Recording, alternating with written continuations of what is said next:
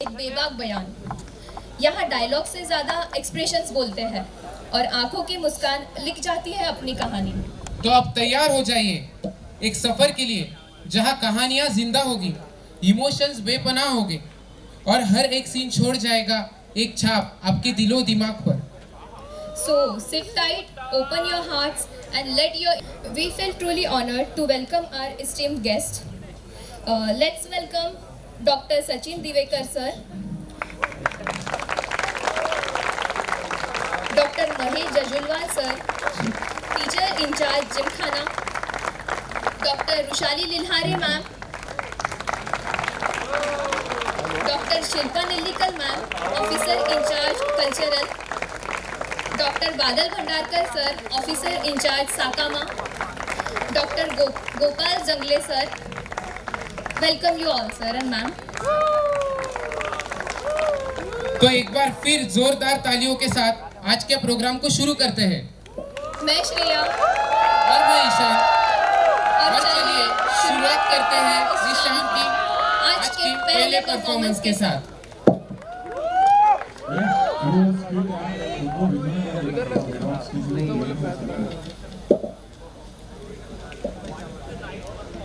खूप वेळा आपण स्वतःसाठी जगतो, पण जेव्हा दुसऱ्यांसाठी जगायचा प्रयत्न करतो तेव्हा समजतं की ते आपले नसतातच।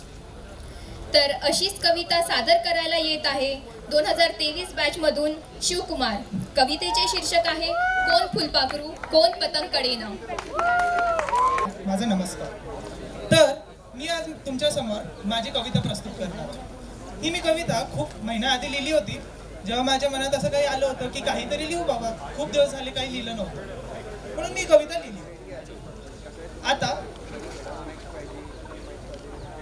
आता बहुतांश लोकांना मराठी येत असेल हे मी गृहीत धरून माझी कविता प्रस्तुत करतो, आणि ज्यांना येत नसेल त्यांना माझा क्षमा, कारण ही कविता मराठीतच आहे। तर माझ्या कवितेचं नाव आहे कोण फुलपाखरू कोण पतंग कळेना।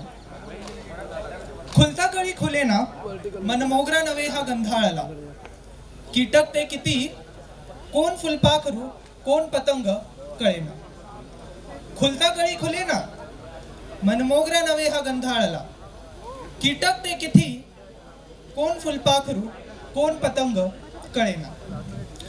पाकळ्या मनसोक्त बहरण्यास भीती, कोण कधी तोडून जाईल नाही काही शाश्वती, तरी सुगंध वाऱ्यात झेप घेतो, मोहर ही काही थांबत नाही, पुन्हा पुन्हा उमळून चेहऱ्यावरती येता, तर उत्तर भेटला बावरा, प्रश्न विचारला तर उत्तर भेटला बावरा।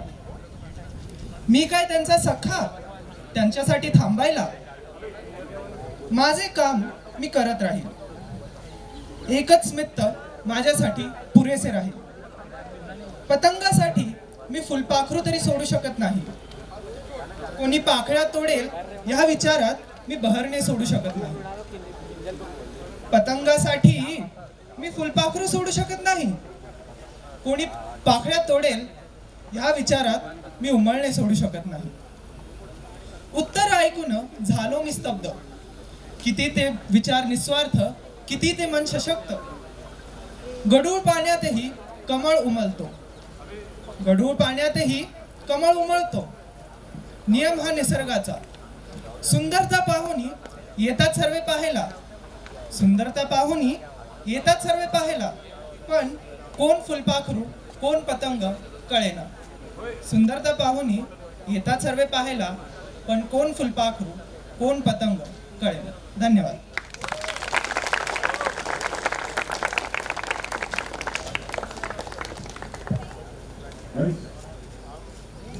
ईशान, कभी सोचा है जीतने के बाद भी लोग हार जाते हैं, and you know what, it hits harder because it's not about trophies but about emotions. Exactly यार, ये वाली पोएम ना एकदम हार्ट ब्रेक वाइब्स है। Not breakup, heart break, but life का emotional twist. Guys, give a big round of applause. Thank you very much. Om Shri Saraswati नमः। यहाँ उपस्थित सभी गणमान्य शिक्षकगण, आदरणीय भाऊ व मैम, मेरे सभी बैचमेट्स, प्यारे जूनियर्स और पावन और वंदनीय ऐसी हमारी जीएमसी की धरा को मेरा प्रेम पूर्वक नमस्कार। मित्रों, मैं सिद्धार्थ संगीता दत्तात्रेय पठाले 2022 बैच का छात्र आप सभी के बीच मौजूद हूँ अपनी कविता के चंद अल्फाज पेश करने के लिए।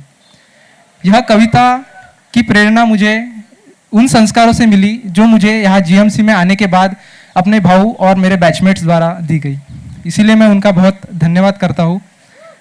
कहा जाए तो कविता का शीर्षक मैं अपने ईश्वर के उन फरिश्तों को अर्पित करना चाहूँगा जिन्हें हम हमारे जीवन में माता पिता के रूप में पहचानते हैं, जिन्होंने हमें उस नायाब तोहफे से नवाजा जिसे हम ना चाहते हुए भी भुला चुके हैं, ना चाहते हुए भी हार चुके हैं, जिसे हम सब जीत कर हार चुके हैं। मेरी कविता कुछ इस प्रकार है कि मासूमियत वो बचपन की कहीं खो सी गई, गुमनामी जीवन भर की अपनी हो सी गई, गायब सी हो गई वो प्यारी सी मुस्कान, अब लगता है उठा लिया कोई भारी सा नुकसान। दौर था वो कैसा जब किलकारियाँ सुहाती थी, आंचल वो ऐसा जिसमें ममता ही फुहाती थी, खिलौनों में सारी दुनिया समा जाती थी, बंटवारा ना हिस्सेदारी किसी को याद आती थी। तब नशा जिंदगी में बस कार्टून्स का होता था, दिल नोबिता के सपनों में शिजुका बनकर सोता था, हैरी पॉटर का जादू दिलो दिमाग में छा जाता, विंगार्डियम लेवियोसा करते मजा बड़ा आता। वैकेशन की छुट्टियों में था आता बड़ा मजा, पर होमवर्क तभी लगता कोई कॉम्प्लीमेंट्री सजा। सुलाने को माँ जब लोरिया भी गाती थी, पर बिना ट्रैंक्विलाइजर्स के यूं ही नींद आती थी। सच लगती थी सिर्फ अपनी ही प्यारी गुड़िया, भाई बहनों से जुड़ जाती थी अपनेपन की लड़िया। आज वो रिश्ते न जाने कहीं खो से गए हैं, जो लगते थे अपने अनजाने हो से गए हैं। मित्रों, प्यार भी बचपन का कहीं छुप कर है रहता, प्यार भी बचपन का कहीं छुप कर है रहता, अब दिल भी न जाने क्यों दिमागी भाषा कहता। भुला दिया है सबने वो कोमल्यता का सुर, सुख शिखर खोजते खोजते कब हो गए सब दूर। जमाने का सितम यारो हो चुका कुछ ऐसा कि मामूली मजाक भी लगता अब कटाक्ष जैसा। छोटी छोटी बात पर लोग रूठ जाते हैं, मोती के शक्ल में छिपे कांच टूट जाते हैं। तरक्की की दौड़ में सब भाग रहे हैं ऐसे, पर सांझ होते लौटना हमें एक पंछी के ही जैसे। ना कटे बस हमारे जड़ों से कुछ नाते, क्योंकि इन्हीं के सहारे कटती हर मुश्किल वो रातें। शाम ढलते जीवन की सब यहीं पर है आते, सब धुंधला जाता बस रहती बचपन की कुछ बातें। शायद इसीलिए सभी को बचपन है सुहाता, जब भूलकर कड़वाहट इंसान मीठे बोल गाता। इसीलिए मैं मांगता हूँ खुदा से बस एक ही दुआ, मैं मांगता हूँ उस रब से बस एक ही दुआ कि लौटा दो अब मुझको जो बचपन में सब हुआ, जो बचपन में सब हुआ।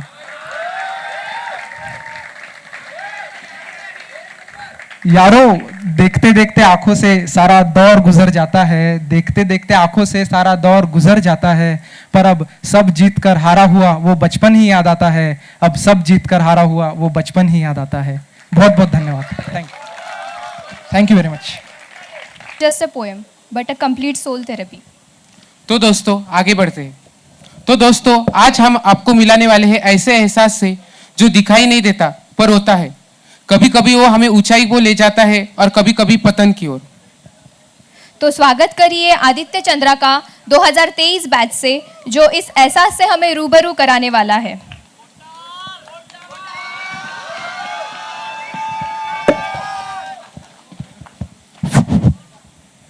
हेलो हेलो, पहचान रहे हो मेरे को? पहचान रहे हो? नहीं पहचान रहे हो? अपने जिगरी यार को भूल गए? तुम्हारे चड्डी बड्डी था मैं, भूल गए? याद नहीं आ रहा? दिलाऊं याद? मैं अहंकार हूं, तुम्हारे साथ ही आया था इस दुनिया में, तुम्हारी हेल्प करने। भूल गए ना? भूल गए ना? चलो मैं याद दिलाता हूं। वो याद है जब मम्मी ने उस चिंटू की तारीफ की थी क्योंकि उसने तुमसे ज्यादा अच्छा डांस किया था? ऐसा हो सकता है? मुझे बहुत बुरा लगा था, बहुत। लेकिन तुमने मेरे लिए, अपने जिगरी दोस्त के लिए, मम्मी से 2 दिन तक गाल फुलाकर बात नहीं की थी। बहुत अच्छे दोस्त हो। या फिर वो याद है म्यूजिक कंपटीशन सेकंड क्लास में उस रिया को, छी रिया फर्स्ट रैंक आ गया और तुम्हें फोर्थ। हो सकता है ऐसा, जरूर मैम की चापलूसी की होगी, नहीं तो मुझसे अच्छी आवाज, अरे मतलब तुमसे अच्छी आवाज किसी और की हो सकती है क्या? या फिर वो याद है जब रश्मिका ने तुम्हारी गली छोड़ के उस सक्षम की गली पकड़ ली थी? अरे वो कलुआ, उसकी क्या ही औकात, उसकी क्या औकात मेरे सामने, अरे मतलब तुम्हारे सामने। लड़कियां होती ही ऐसी, जेब में दो पैसा दिखा नहीं, I love you Babu, I love you सोना चालू कर देती हैं। छोड़ो दुनिया वालों को, छोड़ ही देते हैं तो क्या फर्क पड़ता है। मैं हूं ना, मेरी यारी बड़ी पक्की है। रावण पता है रावण? हाँ वही सुपर विलेन, चेला था मेरा चेला। कितना देखो कितना बड़ा आदमी है, लेकिन था वही चिरकुट सा। जब श्री राम लंका में अपनी सेना के साथ आए तो मिसेस लंकापति का वो आ गया, मेरे मिसेस मंदोदरी, हेलो आदेश आ गया कि जाओ मां सीता को लौटाओ। तो वो फट्टू रावण जोरू का गुलाम हाँ हाँ करने ही वाला था, तभी मैंने कमान संभाला और बोला, मंदोदरी तुम जानती हो तुम क्या कह रही हो? हम रावण हैं। चेक चारों दिशाओं में हमारा डंका गूंजता है। देवता, दानव, यक्ष, किन्नर सब हमारे सामने नतमस्तक हैं। पूरे ब्रह्मांड को हमने अपने वश में कर रखा है। वो ब्रह्मा हमारे सामने मुंह खोलने से पहले कई बार सोचता है, और तुम और वो तुच्छ मनुष्य राम जो अपनी धर्म पत्नी की भी रक्षा ना कर सका, वो हमारा क्या बिगाड़ लेगा?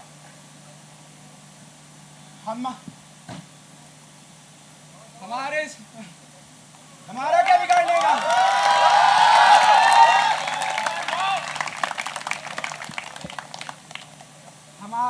हम लंकाधिपति रावण है, रावण। देखा, अगर मैं ना होता तो क्या बन पाता हूं सुपर विलेन? अरे ओ स्वीटी स्वीटी स्वीटी, तुम्हें पता है कौन है विभीषण? पता है विभीषण कौन है? अरे रहने दो, तुम्हें क्या पता होगा? मुझसे ज्यादा इंटेलिजेंट यहां पे हो कौन सकता है? अच्छा लग रहा है? किसी को डर लग रहा है? आपके अंदर के अंदर हूं मैं। यूं डरो मत और मुझे अपने से दूर करने की कोशिश भी मत करना।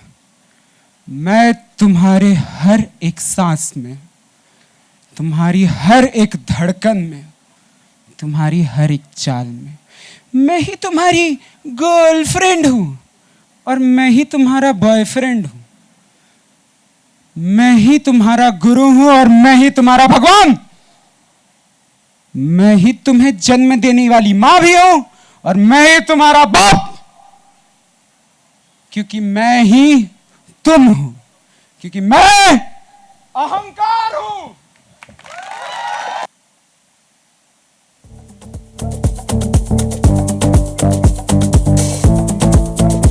कवितेत शब्द कमी पण पंचलाईन्स जास्त आहेत.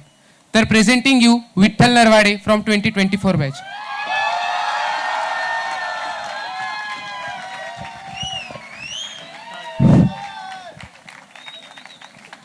सर्वांना नमस्कार. मी आज तुमच्यासमोर एक प्रेमपत्र सादर करणार आहे.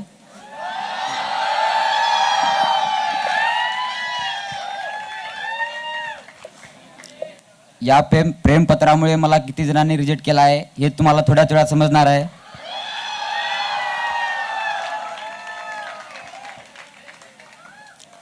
तर मी माझ्या प्रेमपत्राला सुरुवात करतो. कॉलेजचं गेट झाली तिथे भेट, कॉलेजचं गेट झाली तिथे भेट, घुसलीस मनात थेट. कॉलेजचं गेट झाली तिथे भेट, घुसलीस मनात थेट, सांग देशील का मला डेट.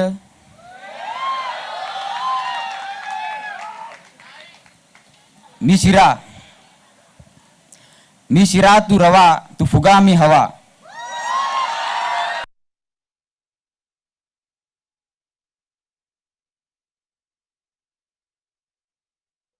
तू पोळी मी तवा. मी शिरा तू रवा, तू फुगा मी हवा, तू पोळी मी तवा, सांग तुला मी हवा.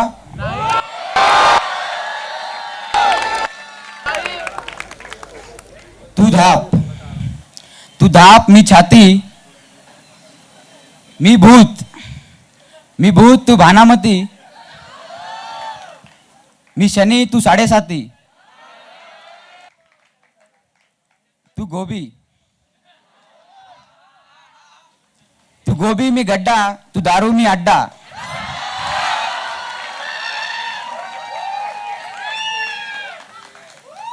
तू गोबी मी गड्डा, तू दारू मी अड्डा, तू रस्ता मी खड्डा.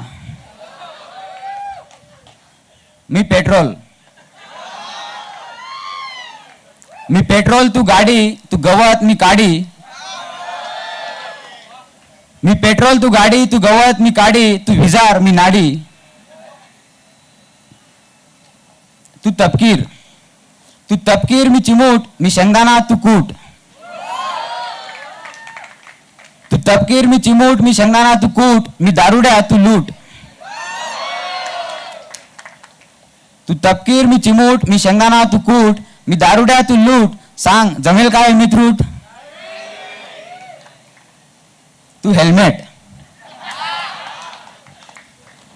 मी डोकं, मी बन्यान तू भोकं.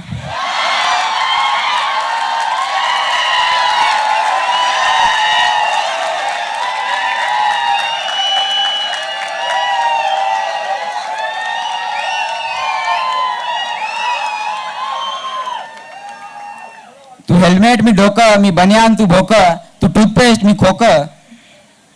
राहा तू निर्धोक. धन्यवाद. जय हिंद, जय महाराष्ट्र.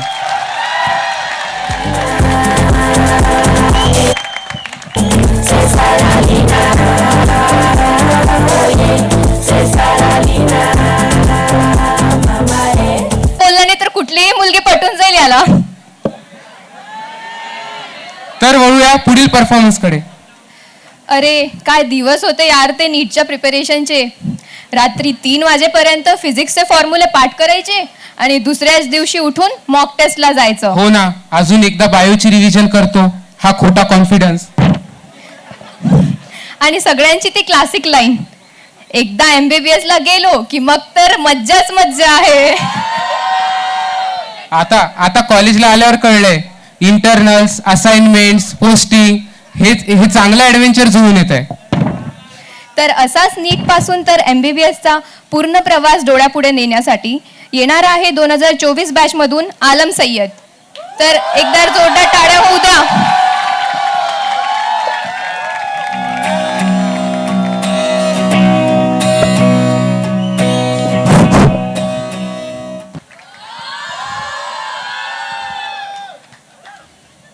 जय GMC. मुझे जिनको नहीं पता बता दूं, मेरा नाम सैयद मोहम्मद आलम है और मैं नासिक से हूँ. वैसे सही बोलूँ तो मैंने कभी सोचा नहीं था कि मैं अपना खुद का शहर छोड़ के किसी दूसरे शहर में रहने जाऊँगा, और वो भी एक ऐसी चीज़ के लिए जो कि मैं ज़बरदस्ती कर रहा हूँ, पढ़ाई. तो सोचा नहीं था मैं कभी कि पढ़ाई के लिए मैं किसी दूसरे शहर में जाऊंगा, क्योंकि मैं सोचा था कि जो भी करेंगे अपन, पढ़ाई लिखाई, सेटलमेंट, शादी वादी जो भी करेंगे अपने शहर में करेंगे. लेकिन किस्मत भी ऐसी मस्त चीज़ है, मुझे फेंकी भी ऐसे शहर में जहाँ पे ट्रेन से भी आने 12 घंटा लगता. वैसे ये पहली बार नहीं है जबकि मैं अपने शहर से बाहर रह रहा हूँ. इसके पहले नीट के 2 साल मैं नासिक के बगल में एक शहर है मालेगांव, वहाँ पे रहता था. ऐसा नहीं है कि नासिक में अच्छे अच्छे इंस्टीट्यूट्स नहीं थे। एक बड़े इंस्टीट्यूट का मैंने एंट्रेंस एग्ज़ाम भी दिया था, लेकिन वहाँ पे मार्क्स इतने अच्छा है कि सामने से फ़ोन ही नहीं आया मुझे। मतलब अब 400 में से 160 लाऊंगा, कौन पूछेगा मेरे को।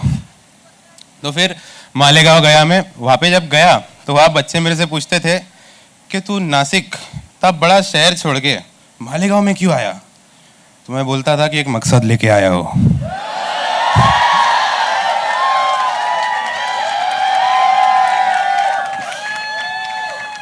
बच्चे जब मुझसे पूछते थे कि तू नासिक छोड़ के मालेगांव क्यों आया, तो मैं बोलता था कि एक मकसद लेके आया हो। तो वो पूछते थे क्या मकसद है तेरा, मैं कहा नासिक वापस जाने का है। मतलब नीट में अच्छा स्कोर, कॉलेज अच्छा, अच्छी रैंक, ये सब सेकेंडरी है। प्राइमरी एक चीज़ थी कि मुझे मालेगांव से भागने का था।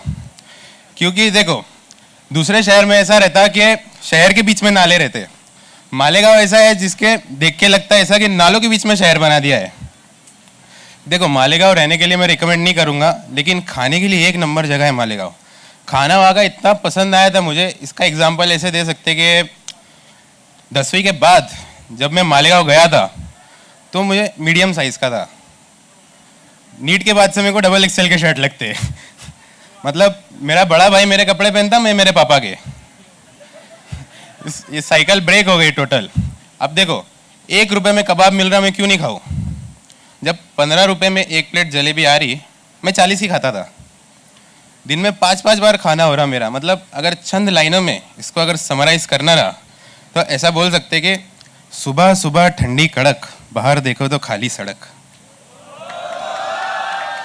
सुबह सुबह ठंडी कड़क, बाहर देखो तो खाली सड़क। फिर टपरी पे जाके मलाई की चाय पी लिए, सामने से गरम जलेबी भजिए ले लिए। फिर 10 बजे होता था नाश्ता, कभी खा रहे समोसे, कभी खींच रहे पास्ता। फिर दोपहर का खाना गले तक, लेट जाओ आराम से 2:30 बजे तक। फिर शाम में मिठाई या कबाब पाव, रात में दाल चावल या फिर पुलाव।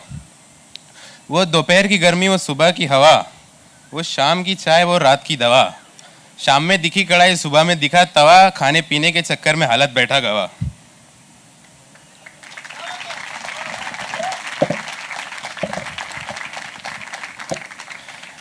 तो देखो मालेगांव के बहुत सारे किस्से हैं, लेकिन जो पहला सबसे अजीब किस्सा हुआ था मेरे साथ वो ये था कि देखो मैं 11th में एक फ्लैट में रहता था। हम 5 लोग थे, हम 3 रिपीटर, बाकी हम 2 11वीं के लोग। तो एक दिन ऐसा हुआ कि रात के 8 बज रहे थे और मैं घर पे अकेला था और अचानक से डोरबेल बजी। तो मैं दरवाज़ा खोला, देखा तो बगल वाली आंटी थे। आंटी मेरे से पूछते कि ये सामने कपड़े तुम लोग लटकाते क्या। मैं कहा नहीं, सामने वाले सुखाते। क्यों, क्या हो गया। मेरे हस्बैंड की लुंगी चोरी हो गई। मैं बोला काफ़ी अफसोस हुआ सुन के कि खालू की लुंगी चोरी हो गई। समझ सकता मैं कि पैजामे में उतनी हवा नहीं आती। देखो जितने भी लोग हैं मुझसे, मेरे स्कूल के दोस्त थे, वो लोग मुझे बताते कि देख हमको फेलिसिटेशन के लिए बुलाए थे, हमको स्पीच देने के लिए बुलाए थे, अवार्ड दिए हमको। ऐसा मुझसे पूछते कि तुझे कुछ दिए थे क्या। तो मैं उनको एक ही कहानी सुनाता कि 12वीं के बाद जब मैं अपने इंस्टीट्यूट में 12वीं के सर्टिफिकेट्स वगैरह लेने जब गया था, मेरा प्रिंसिपल मुझे ही नहीं पहचान रहा। मैं गया अपने पापा के साथ, बैठा ऑफिस के बाहर। अब वहाँ पे और भी बच्चे थे जो कि एडमिशन करवाने आए थे अपने। तो मुझे बुलाए अंदर। मैं गया अंदर, मेरे से नाम पूछे, मैं नाम बताया। प्रिंसिपल क्या किया मालूम, जो न्यू एडमिशन की लिस्ट है ना उसमें मेरा नाम ढूंढ रहा, शायद इंटरव्यू देने आया रहेगा ये। तो अब बाजू में मैडम बैठी थी, वो बोल रही है उनको कि अरे सर पीछे फोटो लगा हुआ है इसका। सर बोले किधर है किधर है किधर है। जब फोटो दिखा तब बोले अरे लो बेटा मिठाई लो मिठाई लो। बोला हट। ऐसी बेइज्जती के बाद लगता तुमको मिठाई खाऊंगा, नहीं। मगर फिर मैं डब्बे में झाँक के देखा, फिर नियत बदल गई मेरी। क्योंकि डब्बे में जो मिठाई थी वो काजू कतरी थी और उसका 1 महीने का जो भाव है वो मेरा 2 महीने का खर्चा है। अब औकात से बढ़ के चीज़ सामने से मिल रही तो क्यों नहीं खाऊं मैं। फिर नीट का दिन आया, नीट का एग्ज़ाम दिया हम लोग ने। सेंटर से बाहर आया, मैं देखा वहाँ से एक बच्चा आ रहा था, उसका चेहरा चमक रहा था।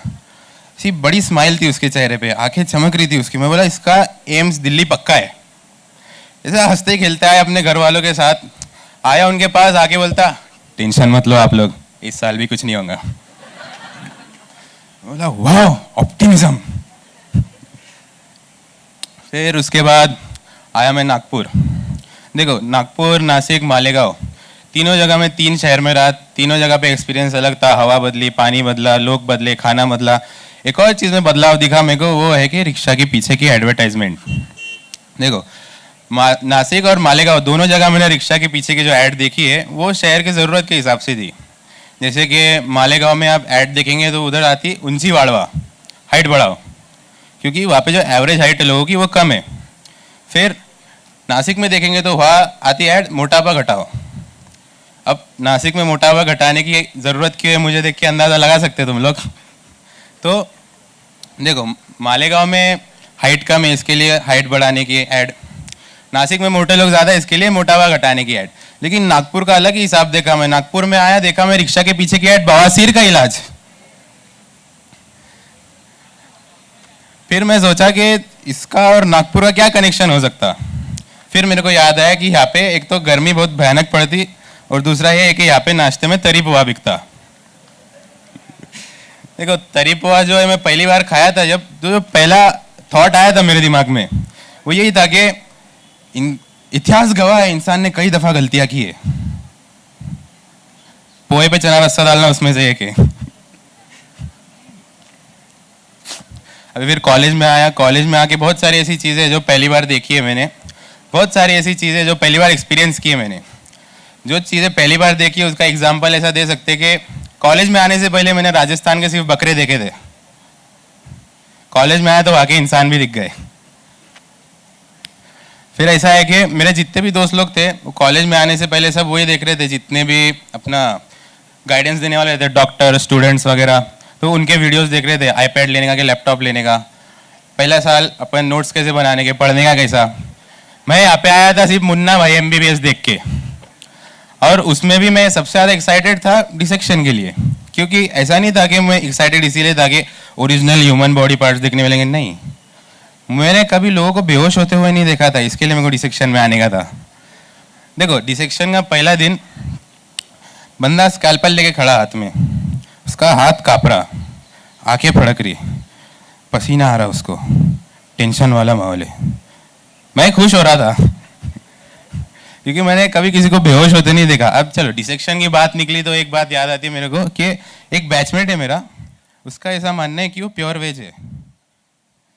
एक बैचमेट है मेरा, उसका ऐसा मानना है वो प्योर वेज है। लेकिन अगर तुमने उसको डिसेक्शन करते वक्त देख लिए कि क्या खतरनाक काटपीट मचाता हो, तो तुम खुद बोलेंगे कि कॉलेज में आने से पहले बकरे की दुकान पे बैठता था। बच्चे लगे हुए रहते वहाँ पे स्कैल्पेल फोर्सेप्स से छोटी छोटी चीजें खुरदते हुए, बंदा आता टांग पे टांग रख के चीर देता सीधा। अभी जैसा यहाँ पे आया मैं तो पहली बार मेडिकल के एंट्रेंस एग्जाम भी दिए थे, उसमें मार्क्स तो नहीं मिले लेकिन कंटेंट ज़रूर मिला मेरे को। जैसे कि एनाटॉमी का एक पेपर था, उसमें एक क्वेश्चन आया था कि अ सोल्जर वाज शॉट इन हिज राइट बटक। एक सोल्जर को सीधी तशरीफ में गोली मार दिए। तो मैं सवाल वही पढ़ के छोड़ दिया, हंसने लगा। मैं कहा सामने वाले ने ना सर देखा ना सीना देखा, मारा भी ऐसी नाजुक जगह पे बेचारे का बैठना हराम कर दिया उसने। मतलब क्वेश्चन के आगे लिखा हुआ था कि mention the nerve which is damaged. वो सोचने लगा मैं कि इसको गोली मारे तो मारे, अगले दिन सुबह पहले क्या निकला होगा। फिर ऐसे ही फिजियोलॉजी का क्लिनिकल वाइवा था। क्लिनिकल में मुझे क्वेश्चन आया था पैलर के बारे में, व्हाट इज पैलर और उसकी सिग्निफिकेंस क्या है। तो सही बोले तो मुझे आंसर नहीं मालूम था उसका। अब मेरे टेबल के ठीक सामने दूसरों के वाइवा चल रहे थे, उसमें भी एक बच्चे को सेम क्वेश्चन आया था। उसमें सर ने बोले कि पैलर मतलब उसको कंजंक्टिवा ऑफ आई में देखते। मैं बोला मिल गया आंसर, अब जाते। मेरा नंबर आया, सर ने बुलाया मेरे को, सर पूछते व्हाट इज पैलर। मैं बोला सर कंजंक्टिवा में देखते, कंजंक्टिवा में। सर मेरे को पूछते वो तो ठीक है लेकिन पैलर है क्या। ये तो मैं सोचा नहीं रे। फिर उसके बाद बायोकेमिस्ट्री का पहला प्रैक्टिकल एग्जाम था, उसमें अबनॉर्मल यूरिन टेस्ट थे। मुझे एक बड़े फ्लास्क में पीले कलर का सैंपल दिए थे। अब ऐसे सैंपल के साथ में 3 घंटा बिताया। शाम में गया जूस की दुकान पे, मैं पाइनएप्पल जूस ऑर्डर किया, ग्लास में देखा वो भी पीला था। बहुत बुरी हालत थी उस दिन। फिर बाद में अभी जैसे कि यहाँ पे फाउंडेशन कोर्स हुआ अपना 2 हफ्ता, तो उसमें सब लोग बोल रहे थे कि इंटरेक्शन बनाओ एक दूसरे से। तो एक आदमी मिला मेरे को, बड़ा दिलचस्प आदमी है वो। तो इंटरेक्शन की बात पे से निकली बात, तो वो मेरे से पूछता कि भाई तू लड़कियों से बात करता है क्या? मैं बोला हाँ 2-4 लोग से पहचान हुई। क्यों, क्या हो गया? भाई मैं तो एक से भी नहीं करूँगा। वो पूछते क्यों? बोले भाई बात करने में है ना आई कांटेक्ट होता है, और कभी मेरा आई कांटेक्ट हो गया ना भाई मैं कंट्रोल नहीं कर पाऊंगा। मैं बोला ओ आई कांटेक्ट, भाई को चश्मा है ठीक है, उसको चेहरा दिख गया बहुत बड़ी बात है, वो आई कांटेक्ट की टेंशन ले रहा। बोला चलो कोई बात नहीं ठीक है। मेरे को समझ में आ गया कि भाई को ऐसा बोलने का था कि मैं डिस्ट्रैक्शन से दूर रहने का। मेरे को कोई बात नहीं ठीक है। 2 महीने गुजर गए। एक डीटी पे देखता मैं डिसेक्शन हॉल में 2 लड़कियां बैठी, ये दोनों के बीच में स्टूल आगे सरका के बैठ रहा। बोला चलो ठीक है कोई बात नहीं, 5 साल साथ में रहने का है तो थोड़ा बहुत बातचीत मांगता है। 2-3 दिन के बाद मालूम पड़ा कि बंदे का दिल टूट गया, वो भी एक तरफा प्यार में। ऐसा भी नहीं कि सामने से हरी बत्ती थी, यही लाल लाइट पे हॉर्न मार रहा था। और भाई के दिल में कुछ कुछ हुआ, भाई ने अपने तक रखा ही नहीं, वो सब जो मिला उसको बोल दे रहा हो। और बोलता भी कैसा कि भाई यार उसके ना मुझे ड्रेसिंग स्टाइल, उसके दुपट्टे से मुझे प्यार हो गया है। मैं बोला उधार मांग लेता फिर। अब प्यार दुपट्टे से हुआ है ना, इंसान से तो बात अलग है। और जो बोलते ना प्यार अंधा रहता, उसको देख के साफ समझ में आ रहा था। क्योंकि एक दिन उस बच्चे का बर्थडे आया, भाई को मालूम नहीं क्यों लग रहा था कि रात के 12 बजे से लेके अभी तक वो सिर्फ उसी के विश करने का वेट कर रही रहेंगी। भाई ने बोला अपन मौके का फ़ायदा उठाते, चैट बनते थोड़ा सा। भाई ने मैसेज फ़ोन उठाया, मैसेज लिखता उसको कि आज आपका बर्थडे है लेकिन मैं विश नहीं करता। सामने से रिप्लाई चाहिए भी नहीं। और जो देखेंगे ना कि लोग अटेंडेंस के टाइम पे एक तो देखेंगे कि अपने रोल नंबर का ध्यान देते, अपना रोल नंबर आया ठीक है प्रेजेंट बोल के बैठ गए। थोड़े बहुत लोग रहते इधर उधर देख लेते, ध्यान देते तो कौन आया कौन नहीं आया। ये बंदा अपना रोल नंबर छोड़ के उसके रोल नंबर पे ज़्यादा ध्यान देता। जैसे ही उसका रोल नंबर आने लगा ना, इसका सिंपैथेटिक बढ़ने लगता है इसका। जैसे ही रोल नंबर आया उसको किधर है आई क्या नहीं, कहीं एब्सेंट तो नहीं, ऐसा मत बोला यार, मेरा फेवरेट दुपट्टा देखने का है मेरे को। अभी ऐसे ही एक सीन हुआ कि ऑडिटोरियम में प्रोग्राम चल रहे थे, दीवार के किनारे से मैं और मेरा दोस्त बैठे, यहाँ पे 4 कुर्सियाँ खाली, फिर लोग बैठे थे वहाँ पे। सामने से आया वो, हमने हाथ दिखाया उसको कि बैठ जाए यहाँ पे, आया मेरे पास खड़े हुआ और पीछे ढूंढने लग गया इधर उधर। मैं बोला कुर्सी यहाँ पे खाली है तो ये पीछे क्या कर रहा? फिर याद आया कि इसको कपड़ा ढूंढने की आदत है। देखो ये मेरा एक दोस्त है जो बोलता कुछ और है करता कुछ और है, लेकिन एक और दोस्त है मेरा जो कि पूरा ऑनेस्ट है। मतलब वो खुला बोलता कि वो एक जोड़ीदार की तलाश में है, और सही बात है क्योंकि उम्र हो रही है उसकी।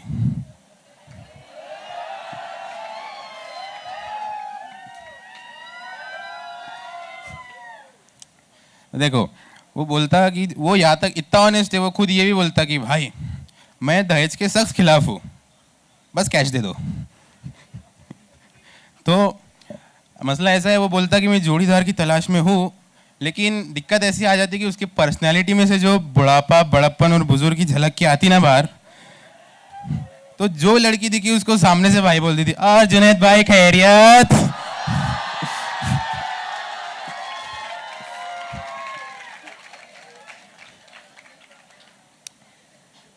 देखो ऐसी मजाक में बोल रहा मैं, वरना शरीफ है मेरा भाई ठीक है। मतलब अगर सामने से आए बोलते तो डरने का नहीं।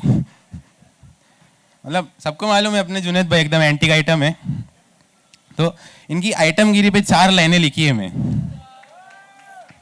अर्ज किया है, हालत है मोटी मगर नवाबी है चेहरा, हालत है मोटी मगर नवाबी है चेहरा, जज्बात है नया पुराना जख्म है गहरा। हालत है मोटी नवाबी है चेहरा, जज्बात है नया पुराना जख्म है गहरा, काफी दिनों से किसी की तलाश में निगाह है, क्योंकि एक जेब में डिग्री और दूसरे जेब में सहरा।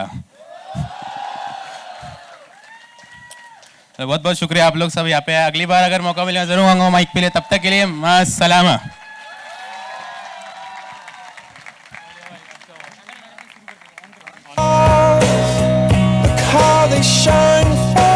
से याद दिला दिए फर्स्ट ईयर वाले और नीट वाले भी। तर आता 2022 बॅचमधून बद्रीनाथ भोजने भाऊ कवितेचा नजराणा सादर करणार आहेत. भाऊंचं जोरदार तयार स्वागत करूयात.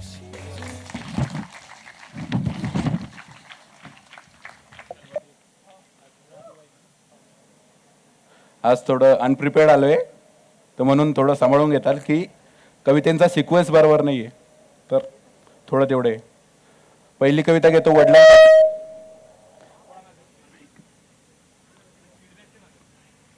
Hello hello. तर मी एक सर्वसामान्य शेतकऱ्याचा मुलगा आहे आणि आपले वडील कसे असतात त्याच्यावर एक कविता लिहिली होती की अलगद उचलतो अपेक्षांना आणि पाठीवरती पेलतो, लढून झगडून दुनियेला या घरात लेकरांशीही खेळतो. मुलं मोठी झाली म्हणून काय तो स्वतःचं ओझं पोरांच्या पाठी देत नाही. मुलं मोठी झाली म्हणून तो काय स्वतःचं ओझं पोरांच्या पाठी देत नाही.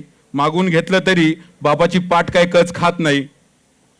तो मिरवतो घेऊन हक्काचं पाठीवरचं ओझं, त्याचं हक्काचं पाठीवरचं ओझं, चेहऱ्यावर सुरकुत्या आणि मिशांना खुद्दारीचा माज. त्याच्या वाकलेल्या पाठीला तो तुमची पाठ लागू देत नाही. तो एवढंच म्हणतो तू हो बाजूला, तुला हे जमायचं नाही. कदाचित मनात म्हणत असेल लेका जुनं झालं हे ओझं, यात तुझी नवी पाठ घालू नको. त्यात तुझी नवी पाठ घालू नको. हे तेच रस्ते तोच चिखल, यात चांगले पाऊल टाकू नको. तू उमेदीने चाल, मेहनतीने तुझ्या स्वप्नांकडे घे धाव. तुझ्या स्वप्नांकडे घे धाव. या दुनियेच्या या आयुष्याच्या ओझ्याला नव्याने पाठ लाव.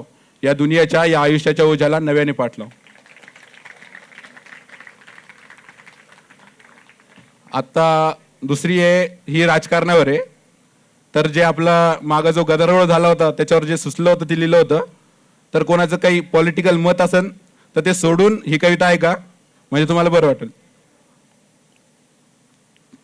लिहितो की दूध मायेचे कडू झाले, नाळ तुटली पदराची. राज्य चालले आंधळे हे घेतो भूमिका विदुराची.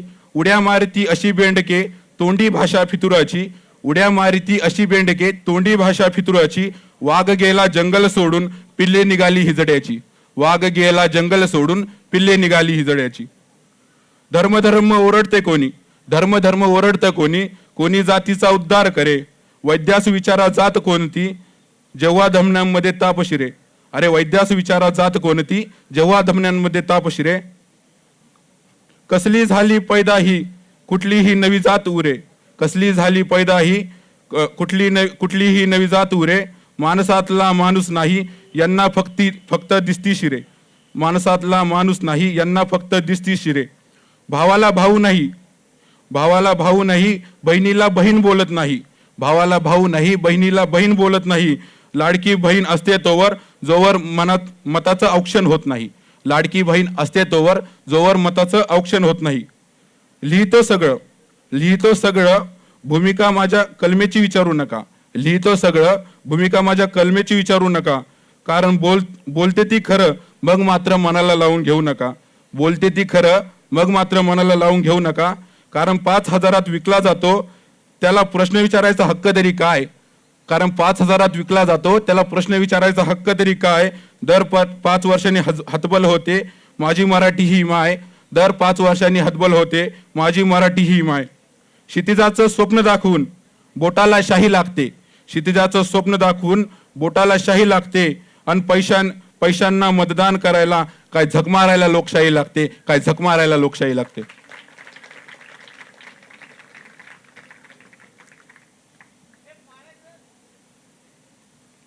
आता आवडता मुद्दा प्रेमाकडे येतो. तर लिहिलं होतं की प्रेमात तिच्या वेळ आम्ही पण तिला काही सांगत नाही. रात्रभर मधुर बोलतो पण खाल्ल्या मिठी काही जागत नाही. प्रश्न 100 विचारते ती प्रश्न यक्ष विचारते ती, मी पण शब्दांचे खेळ करतो, उत्तराची ढाल फिरवत विषयापासून दूर पळतो. पण तीही तसंच सांगत नाही, हक्काचं प्रेम मागत नाही, फक्त हसण्यामध्ये भाव दिसतो, डोळ्यातही तोच असतो. चंचल बोल, लाल गाल आणि केसांची लट मनाचा थारा लागू देत नाही. नकाराला घाबरून काही शब्द पुढे येत नाही. का किनाऱ्यावर जाऊन सुद्धा पाय माझे भिजत नाही, का किनाऱ्यावर जाऊन सुद्धा पाय माझे भिजत नाही. आणि हेलकावण्या खाणाऱ्या होडीला प्रेमाचे क्षितिज काही विजित नाही. मग लिहितो की माहीत नाही हा ठराव संमतीने कधी पुढे येतो, माहीत नाही हा ठराव संमतीने कधी पुढे येतो, की दिलाच्या कापारीत सहीचा कागद तसाच पडून राहतो, की दिलाच्या कापारीत सहीचा कागद तसाच पडून राहतो.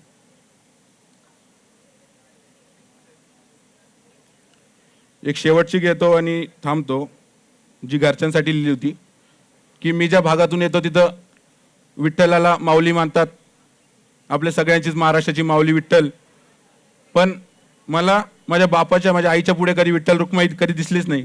तर त्याच्यासाठी लिहिली होती की विठ्ठलाच्या पुढे उभा माझा बापाचं विठ्ठल, विठ्ठलाच्या पुढे उभा माझा बापाचं विठ्ठल, नाही पायाखाली विट तो तुडवितो चिखल, नाही पायाखाली विट तो तुडवितो चिखल.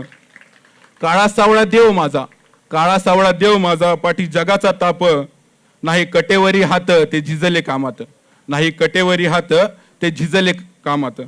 नाही कासे पितांबर, कमरेला पितांबर नाहीये माझ्या बापाच्या, नाही कासे पितांबर लेतो फाटके धोतर, नाही कासे पितांबर लेतो फाटके धोतर, नाही गळा तुळशी हार तिथं उपरण्याचा भार, नाही गळा तुळशी हार तिथं उपरण्याचा भार.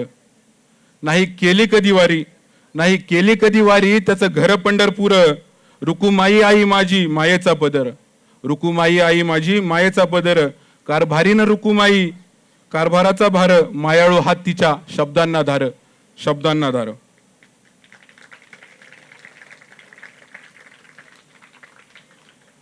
ही लिहिली होती तेव्हा खूप लहान होतो मी. तेव्हा असंच एकदा खोलीच्या बाहेर आलो, टीव्ही चालू होता, बातम्या होत्या चालू, आणि असंच न्यूज चालू होती की एका अत्यंत लहान मुलीवर बलात्कार झालाय. पाय तिथंच फिरले, परत वही घेतली, पेन घेतला, काहीतरी लिहायला बसलो, आणि उदय झाला, प्रकाश झाला सर्वत्र, आरोळ्याती घेऊन गेली विरून गेले चित्र, आरोळ्याती घेऊन गेली विरून गेले चित्र. पण दुःख मात्र तिथेच होते, होत्या तिथेच जखमा, कापडाची लक्तर होती, आसवाची धार, निघून गेली रात्र, तिने सोडला होता सार. जास्त काही झाले नव्हते, फक्त आकड्यांमध्ये वाढ, तोच बातमीदार आणि नवा बलात्कार, तीच काळी तोंड आणि तीच हाक पार, की कधी होणार शिक्षा.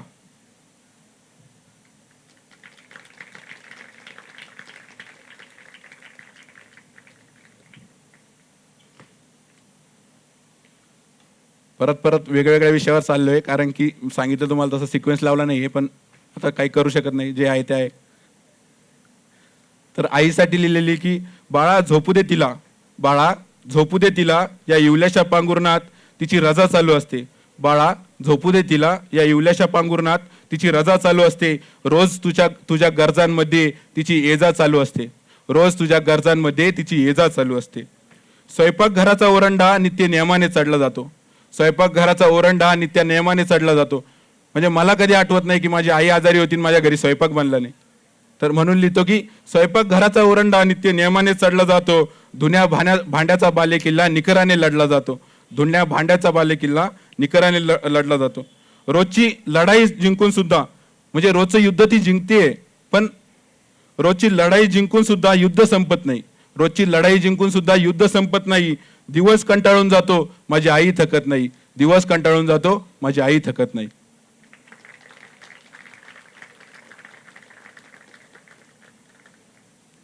परत प्रेमाकडे, पहिलं प्रेम ज्याच्यासाठी लिहिली होती, तुझ्यासाठी लिहावं तरी काय, तुझ्यासाठी लिहावं तरी काय, शब्द पळता दूर माझे फुटले त्यांना पाय, शब्द पळता दूर माझे फुटले त्यांना पाय. विशेषण हरवली उपमांची राग झाली, विशेषण हरवली उपमांची राग झाली. माझ्या आनंदाचा प्रकाश तू दिव्या, मी कवितेची वात केली. तुझं हसणं जणू संसाराला गती देतं.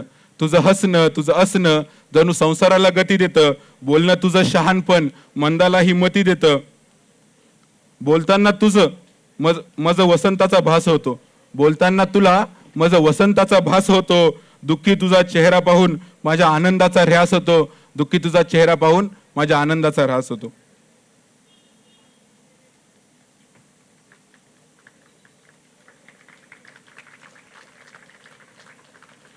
शेवटची 4 ओळ खतम. कल्पनांचा टाहो तू का ऐकत नाही. कल्पनांचा टाहो तू का ऐकत नाही. मनाच्या दरवाजाशी अशी नको खेळू बाई. मनाच्या दरवाजाशी अशी नको खेळू बाई. आत किंवा बाहेर एक ठरवून घे तू. आत किंवा बाहेर एक ठरवून घे तू. 2 क्षणाची छाया धरायला हे पंडाल नाही. हे पंडाल नाही. एवढं बोलून संपवतो. धन्यवाद. खरंच भाऊ, खूप सुंदर. विविध मुद्द्यांवर हात घालून मनासाठी आणि कानासाठी एक चांगली थेरपिस्ट ठरली ही कविता. अब आपके सामने आ रहे हैं अपनी शायरी और कविता प्रस्तुत करने Sumit Ingade sir from 2022 batch. Hello everyone, dear 24 batch as a junior here, dear 23 batch, हमारे बैच 22, यहाँ पे जो बाकी के भाऊ प्रेजेंट है, 20 बैच के, 21 बैच के, 19 बैच के भाऊ भी कुछ प्रेजेंट है, और माय मतलब रिस्पेक्टेड टीचर्स जो भी यहाँ पे प्रेजेंट है, जीआरस वगैरह, एसएस वगैरह, उनको सबसे पहले गुड इवनिंग. और अभी मैं अपनी अनप्रिपेयर शायरी कुछ पेश करना चाहता हूँ. लेट मी आस्क यू, आपने कभी एक तरफा प्यार किया है? Raise your hands. Dear 24 batch, 23 batch, my juniors, कभी किया है क्या? अबे हाथ ऊपर कर लो भाई. किया है क्या? अबे कर लो भाई, क्यों शर्मा रहे हो? तो एक तरफा बातें बताने के लिए, नहीं क्या? ठीक है, तो एक तरफा बातें बताने के लिए मैं कुछ शायरी पेश करना चाहता हूँ. तो निहारने वाले 1000 मिलेंगे तुम्हें, कि तुम्हारी तारीफ करने वाले तुम्हें 1000 मिलेंगे, लेकिन कमियां निकालने वाला शायद मैं अकेला मिलूंगा. कि निहारने वाले 1000 मिलेंगे तुम्हें, कमियां निकालने वाले शायद मैं अकेला मिलूंगा. और गुलाब देने वाले 1000 मिलेंगे तुम्हें, कांटों से बचाने वाला सिर्फ मैं अकेला मिलूंगा. कि जिस्म लेने वाले 1000 मिलेंगे तुम्हें, कि तुम्हारा जिस्म लेने वाले 1000 मिलेंगे तुम्हें, रूह दिखाने वाला शायद मैं अकेला मिलूंगा. ख्वाब दिखाने वाले 1000 मिलेंगे तुम्हें, जिंदगी बनाने वाला शायद मैं अकेला मिलूंगा. कि कहानी बनकर छोड़ने वाले 1000 मिलेंगे तुम्हें, कि कहानी बनकर छोड़ने वाले 1000 मिलेंगे तुम्हें, जिंदगी भरकर साथ रहने वाला शायद मैं अकेला मिलूंगा. अभी एक तरफा मतलब प्यार है तो दूर रहकर तकलीफ सहनी पड़ती है, तो इसलिए लिखा है कि प्यार कहकर करीब आने वाले 1000 मिलेंगे तुम्हें, कि प्यार कहकर करीब आने वाले 1000 मिलेंगे तुम्हें, दूर रहकर चाहने वाला शायद मैं अकेला मिलूंगा. दूर रहकर चाहने वाला. और अभी इसके बाद एक फेमस और स्पेशल टॉपिक पे एक कविता है, आई थिंक 24 बैच ने सुना है, वो थोड़ा रिपीट कर रहा मैं. कविता का शीर्षक है नैन, मतलब आँखें. This poem is dedicated to here present beautiful eyes, जिसकी भी है उनके लिए. तो कविता प्योर हिंदी में, जिसको समझ में आए समझ लेना, है तो सुन लेना अच्छे से. तो कविता में स्टार्ट करता हूँ. कि तू नीर निर्मदा की नीलमर निर्जा निपुण नवनीत समान, कि तू नीर निर्मदा की निर्मल निर्जा निपुण नवनीत समान, तू नील नभ की निस्तब निशा नयन नितिन नूर गीत समान. तू नैन मंदिर की मंगल मूरत मोहन मंत्र सी मधुमालिका, तू नैन छंदों में खिलती सुधा झलक काव्य की कोमल कलिका. तू नैन सरिता, तू नैन सागर बहती स्मृतियों की धार बनी, तू नैन बंद तो मौन प्रतिमा खुलते ही वाणी अपार बनी. ये टूटे तारे टिमटिमा रहे, ये टूटे तारे टिमटिमा रहे, थमे थमे मेरे स्वप्न सभी. ये टूटे तारे टिमटिमा रहे, थमे थमे मेरे स्वप्न सभी, टकरा कर पलकों की परतों से बुझ बुझ जाते हैं निशब्द वही, बुझ बुझ जाते हैं निशब्द वही. तो जैसे आंखें होती है, एक आंख दूसरे से सिमिलर होते हैं, तो हम उसका कंपैरिजन करके देखते हैं कि आंखों को हम उपमा देख के देखते हैं। तो मैं जैसे उपमा लेता हूँ कि जब नयन अर्जुन तो लक्ष्य हो अपार, कि जब नयन हो अर्जुन तो लक्ष्य हो अपार, जब नयन बने द्रौपदी तो हो अग्नि संहार, जब नयन हो भीष्म तो प्रतिज्ञा हो प्रचंड, और जब नयन हो कर्ण तो त्याग हो अनंत, जब नयन हो प्रेम तो गीत हो मधुर, जब नयन हो क्रोध तो शूल हो कठोर, जब नयन हो अश्रु तो मेघ उमड़ते, और जब नयन हास्य तो ये फूल झरते, जब नयन हो कालिदास तो यहाँ मेघ बरसते, जब नयन हो तुलसीदास तो चौपाई सजते, जब नयन हो सूर तो राधा का हो विरह, और जब नयन हो मीरा तो कृष्णा का हो स्पर्श, स्वयं कृष्णा का हो स्पर्श। ये नैन बहकते थमते ठहरते जैसे ठहरे जल पर कोई छवि, ये नैन बहकते थमते ठहरते जैसे ठहरे जल पर कोई छवि, ये नैन छलकते चहकते चमकरू जैसे जागे जैसा मेरा कवि, जागे जैसा मेरा कवि। Thank you very much. वाह क्या बात है sir. Let's welcome doctor Avinash Gawande sir, medical superintendent government medical college and hospital Nagpur and officer incharge SCMC। Welcome sir. Now I request Somen Kangne sir to felicitate doctor Avinash Gawande sir.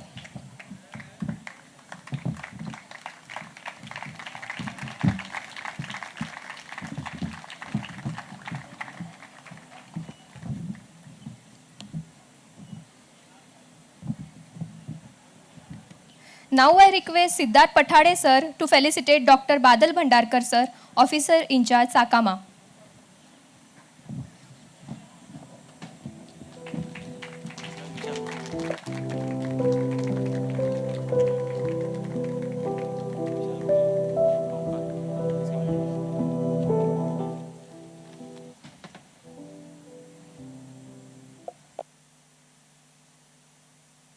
अब अगली परफॉर्मेंस की or जाते हैं।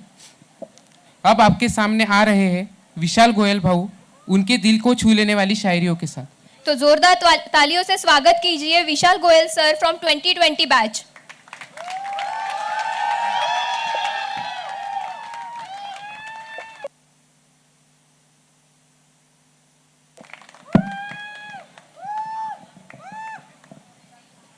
दोस्तों, ये प्यारे से रंगमंच पे एक प्यारी सी महफिल सजी हुई है, तो आइए इस प्यारी सी महफिल में कुछ प्यार मोहब्बत की बातें करते हैं। तो अर्ज किया है कि ये दिल तेरी याद में दिन रात रोता है, ये दिल तेरी याद में दिन रात रोता है, हमारी आंखों में सिर्फ तुम्हारा ख्वाब होता है, हमारी आंखों में सिर्फ तुम्हारा ख्वाब होता है। और बहुत समझाया मगर समझा ना बेचारा दिल, बहुत समझाया मगर समझा ना बेचारा दिल, बड़ा गहरा ये इश्क का घाव होता है।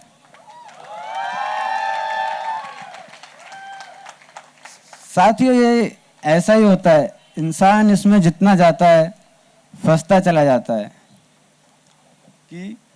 कि ये मोहब्बत का दलदल है साहब, ये मोहब्बत का दलदल है साहब, जरा संभल कर पार करना, यहाँ डूबते हुए को किसी का सहारा नहीं मिलता। ये मोहब्बत का दलदल है साहब, जरा संभल कर पार करना, यहाँ डूबते हुए को किसी का सहारा नहीं मिलता।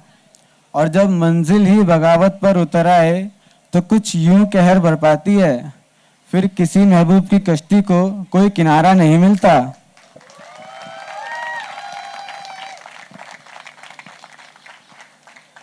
तो अर्ज किया है कि हम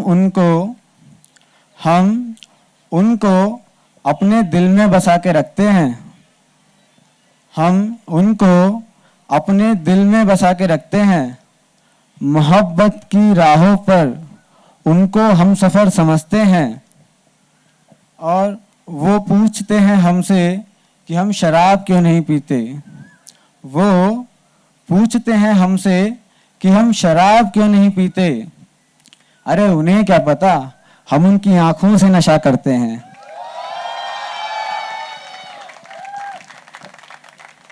अच्छा दोस्तों, हम प्यार मोहब्बत की बातें तो कर रहे हैं, क्या आपको पता है मोहब्बत क्या है?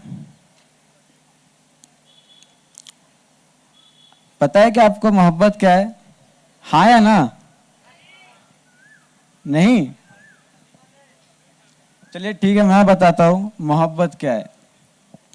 मोहब्बत दो लोगों के बीच का नशा है।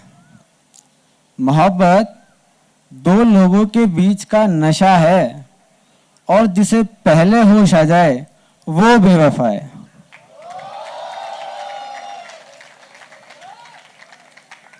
तो अर्ज क्या है कि तेरी चाहत का ज्वालामुखी, तेरी चाहत का ज्वालामुखी इस दिल में रोज दहकता है।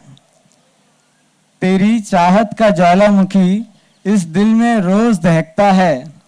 एक प्यार का पक्षी मेरे आंगन में सुबह शाम चहकता है। एक प्यार का पक्षी मेरे आंगन में सुबह शाम चहकता है। और मेरी मोहब्बत की खूबसूरती का आलम यह है, मेरी मोहब्बत की खूबसूरती का आलम यह है, तो तुझे याद करते मेरा घर गुलाब सा महकता है। और अर्ज किया है कि तेरी आंखों के नशीले जाम, तेरी आंखों के नशीले जाम इस दिल की ख्वाहिशों को बुलंद करते हैं। तेरी आंखों के नशीले जाम इस दिल की ख्वाहिशों को बुलंद करते हैं। जैसे जैसे भंवरे फूलों की महफिल में आनंद भरते हैं। और कुछ तो जरूर अलग दिखा होगा तेरे मेरे रिश्ते के बीच। कुछ तो जरूर अलग दिखा होगा तेरे और मेरे रिश्ते के बीच, कि अब मेरे दोस्त मुझे तेरे नाम से चिढ़ाना पसंद करते हैं। Thank you so much guys, thank you.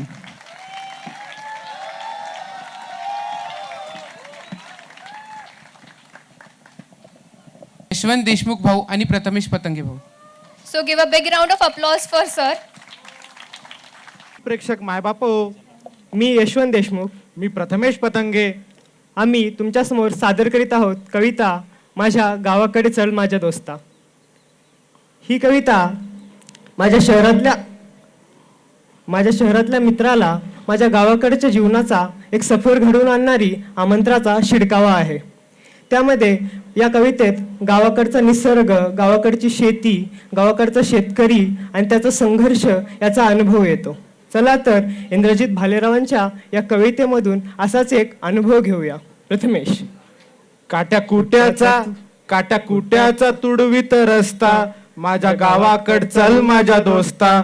काट्याकुट्याचा तुडवीत रस्ता, माझ्या गावाकड चल माझ्या दोस्ता.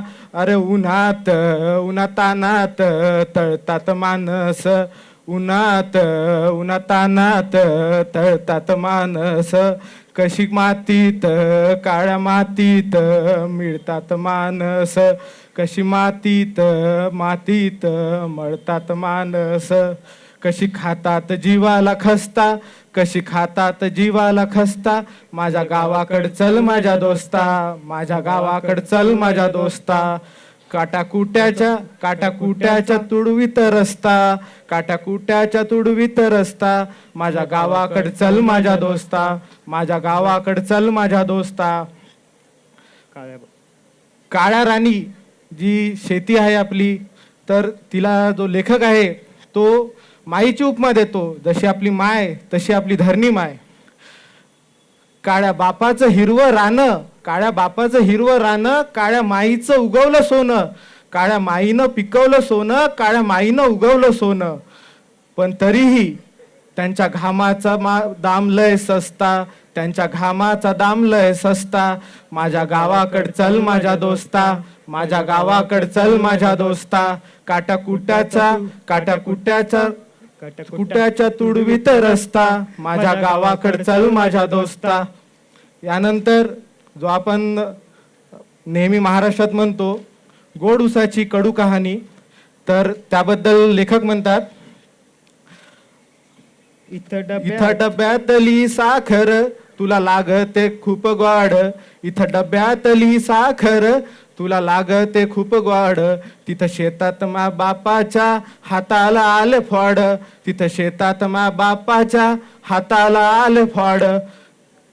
भाव झाला त्यांना न पुसता, भाव झाला त्याचा त्यांना न पुसता, चल र माझ्या गावाकडं माझ्या दोस्ता, माझ्या गावचा माझ्या दोस्ता, काटाकुट्याच्या तुडवीत रस्ता, गावाकडे चल माझ्या दोस्ता, चल माझ्या गावाकडं चल माझ्या दोस्ता. दुष्काळ पडतो, नेहमी पडतो. तर दुष्काळावर लेखक म्हणतात, दुष्काळ घाली घिरट्या, दुष्काळ घाली घिरट्या, गावाचं नको निवाली, दुष्काळ घिरट्या घाली, गावाचं नको निवाली. सुगीचे माणसं घालती गस्ता, सुगीचे माणसं घालती गस्ता. म्हणजे गावात जेव्हा सुगी असते तेव्हा लोक येतात, माणसं गस्ता घालतात, पण दुष्काळ असते तेव्हा कोणी येत नाही, कोणी त्यांना आधार देत नाही. तर यावर लेखक म्हणतात की सुगीची माणसं घालतात गस्ता, चल र गावाकडं माझ्या दोस्ता, काटाकुट्याचा तुडवीत रस्ता, चल रे दोस्ता, माझ्या गावाकडे चल रे दोस्ता. त्यानंतर शेवटी लेखक म्हणतात, या भूमीचा मूळ अधिकारी, या भूमीचा मूळ अधिकारी कोण आहे? तर या भूमीचा मूळ अधिकारी आज बाप माझा झाला भिकारी, या भूमीचा मूळ अधिकारी आज बाप झाला माझा कर्जबाजारी. गाव सोडून असतो फिरस्ता, गाव सोडून असतो फिरस्ता. यात लेखक म्हणतात की बघा, म्हणजे महाराष्ट्रातलं ग्रामीण जीवन दुष्काळाने आणि शेतकऱ्यांची पिचवणूक झाल्यामुळे किती त्याचा ऱ्हास झालेला आहे, शेतकऱ्यांचं स्थलांतर झालेलं आहे आणि आता ते गाव सोडून फिरस्तीवर लागलेले आहेत. काटाकुट्याचा तुडवीत रस्ता, काटाकुट्याचा तुडवीत रस्ता, माझ्या गावाकडे चल माझ्या दोस्ता, माझ्या गावाकडे चल माझ्या दोस्ता. ही कविता इंद्रजित भालेराव यांनी लिहिलेली असून ही कविता समस्त शेतकऱ्यांना व त्यांच्या शिकणाऱ्या लेकरांना समर्पित आहे. आज जरी शेतकऱ्यांसाठी कठीणतेचा काळ असला तरी एक काळ होता, माझ्या महाराष्ट्रात माझ्या महाराजांचं राज्य होतं. त्यांचं असं फरमान होतं की शेतकऱ्यांच्या भाजीच्या देठालाही हात नाही लागला पाहिजे. तर हा असाच महाराष्ट्र घडवण्यासाठी आपण सर्वांनी तत्पर राहायला पाहिजे. याच आजचा आपल्या शुभकामना. धन्यवाद रसिक मायबाप प्रेक्षक हो, धन्यवाद धन्यवाद. इडा पिडा टळू दे, बळीचं राज्य येऊ दे, इडा पिडा टळू दे, बळीचं राज्य येऊ दे.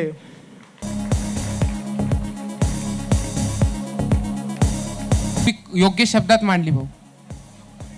आता आपण अशा परफॉर्मन्सकडे वळणार आहोत जिथे भावना आहेत, आठवणी आहेत आणि आयुष्यावर थोडंसं बोलण्याचं एक सुंदर सादरीकरण आहे. तर प्रेझेंटिंग बिफोर यू चैतन्य बोबडे भाऊ फ्रॉम 2020 बॅच.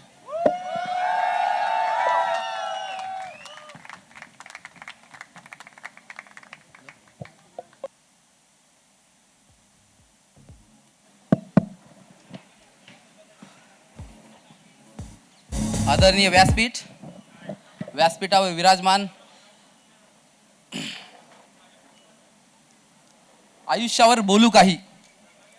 आदरणीय व्यासपीठावर विराजमान ज्यांची उंची आभाळाला टेकली आहे पण पाय मात्र अजून जमिनीवर आहेत, असा माणूस आज आपल्यामध्ये उपस्थित आहे. ते म्हणजे डॉक्टर अविनाश गावंडे सर. आपण किती पण नजर उंचावून करून पाहिली ना, त्यांच्या नजरेला आपली नजर नाही मिळणार. एवढा मोठा माणूस आपल्यामध्ये आज या जमिनीवर बसून आहे, हे मला या स्टेजचं एक अलौकिक असं सौंदर्य वाटत आहे. नमस्कार, मी चैतन्य बोबडे. आयुष्यावर बोलू काही. मित्रांनो, मी तुम्हाला अभ्यास कसा करायचा, काय करायचं, काय नाही, कसं जगायचं हे सांगायला इथं आलोच नाही, कारण ते तुम्ही मुळीच ऐकणार हो तरी म्हणा तोंडासमोर. ठीक आहे, त्याच्याबद्दल नाही बोलणार आपण. पण नव्या स्वप्नांच्या अनोळखी प्रदेशात प्रवेश करताना मित्रांनो, आपल्यासमोर जुन्या आठवणींची, जुन्या परंपरेची, जुन्या संस्कृतीची शुद्धरी मात्र आपल्यासोबत असली पाहिजे असं मला वाटतं. आणि या भाषणाचा, या व्याख्यानाचा मूळ मुद्दा जो असतो आहे, तुम्ही भविष्यामध्ये आभाळाला, आकाशाला गवस निघालेलं एवढं यश संपादन करा मित्रांनो, पण तुमचे पाय मात्र जमिनीवर असू द्या.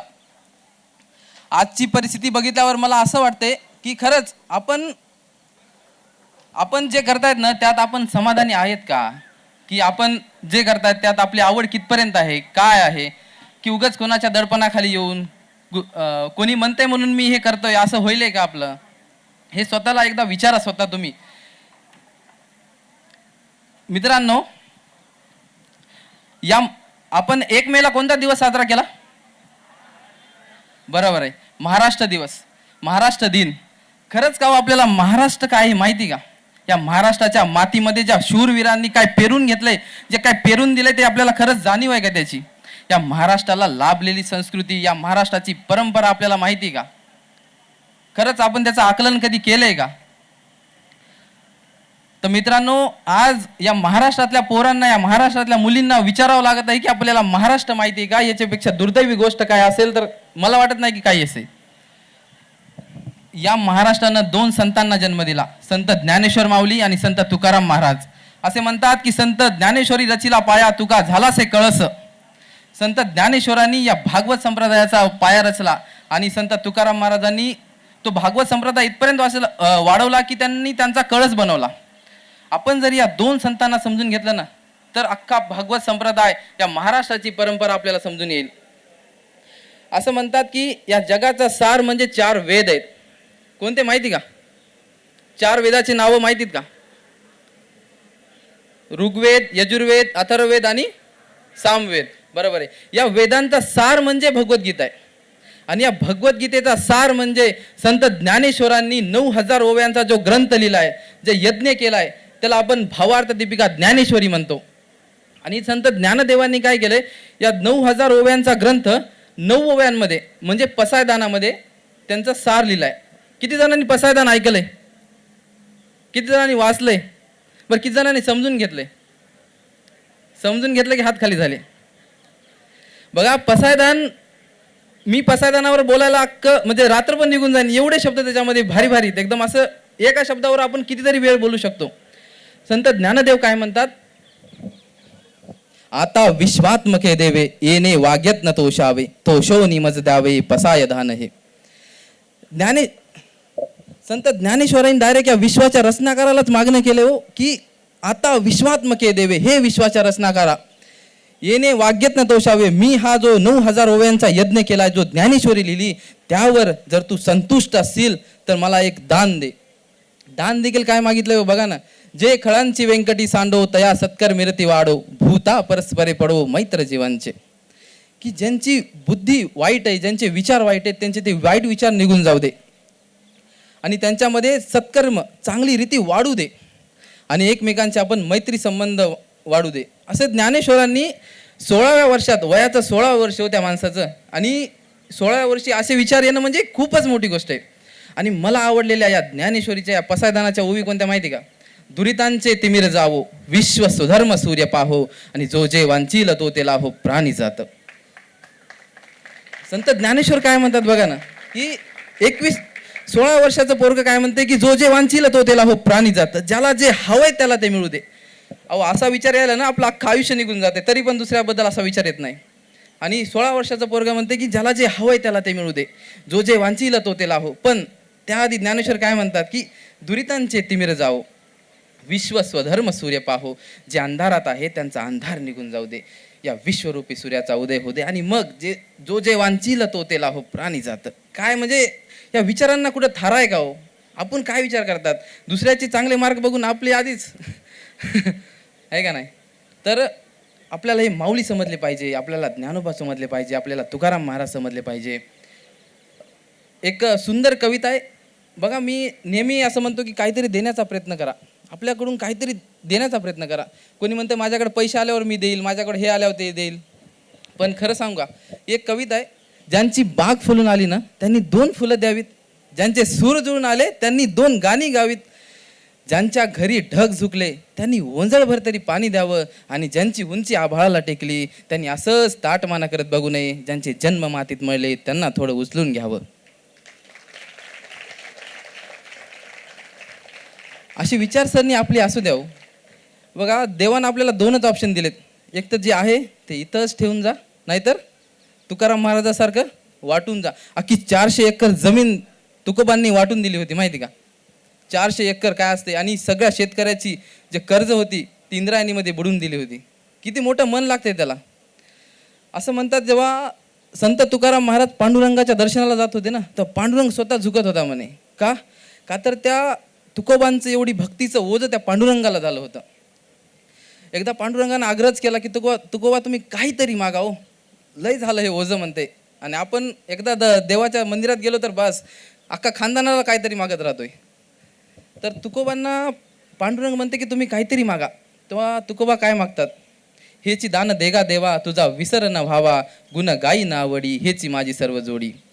एवढंच दान दे देवा की तुझा विसर होऊ देऊ नको. म्हणजे याच्यापेक्षा मोठी गोष्ट काय असू शकते मित्रांनो. आपण जर या दोन संतांना समजून घेतलं ना, तर अख्खं आयुष्य आपण असं एकदम समाधानानं जगू. एक सिंधुताई सपकाळ आमच्या गावाकडे येत होत्या आणि त्यांची एक आवडतीची कविता होती की देणाऱ्याने देत जावे, घेणाऱ्याने घेत जावे, घेता घेता देणाऱ्याचे हात घ्यावे. हात घ्यावे म्हणजे काय, कापून घ्यायचे का? बघा कोणाकडून काय घ्यायचं. हिरव्या पिवळ्या डोंगराकडून हिरवी पिवळी शाल घ्यावी, सह्याद्रीच्या कड्याकडून छातीसाठी ढाल घ्यावी, वेड्यापिसा ढगाकडून वेडेपिसे आकार घ्यावे आणि रक्तामधल्या प्रश्नांसाठी मातीकडून हुंकार घ्यावे.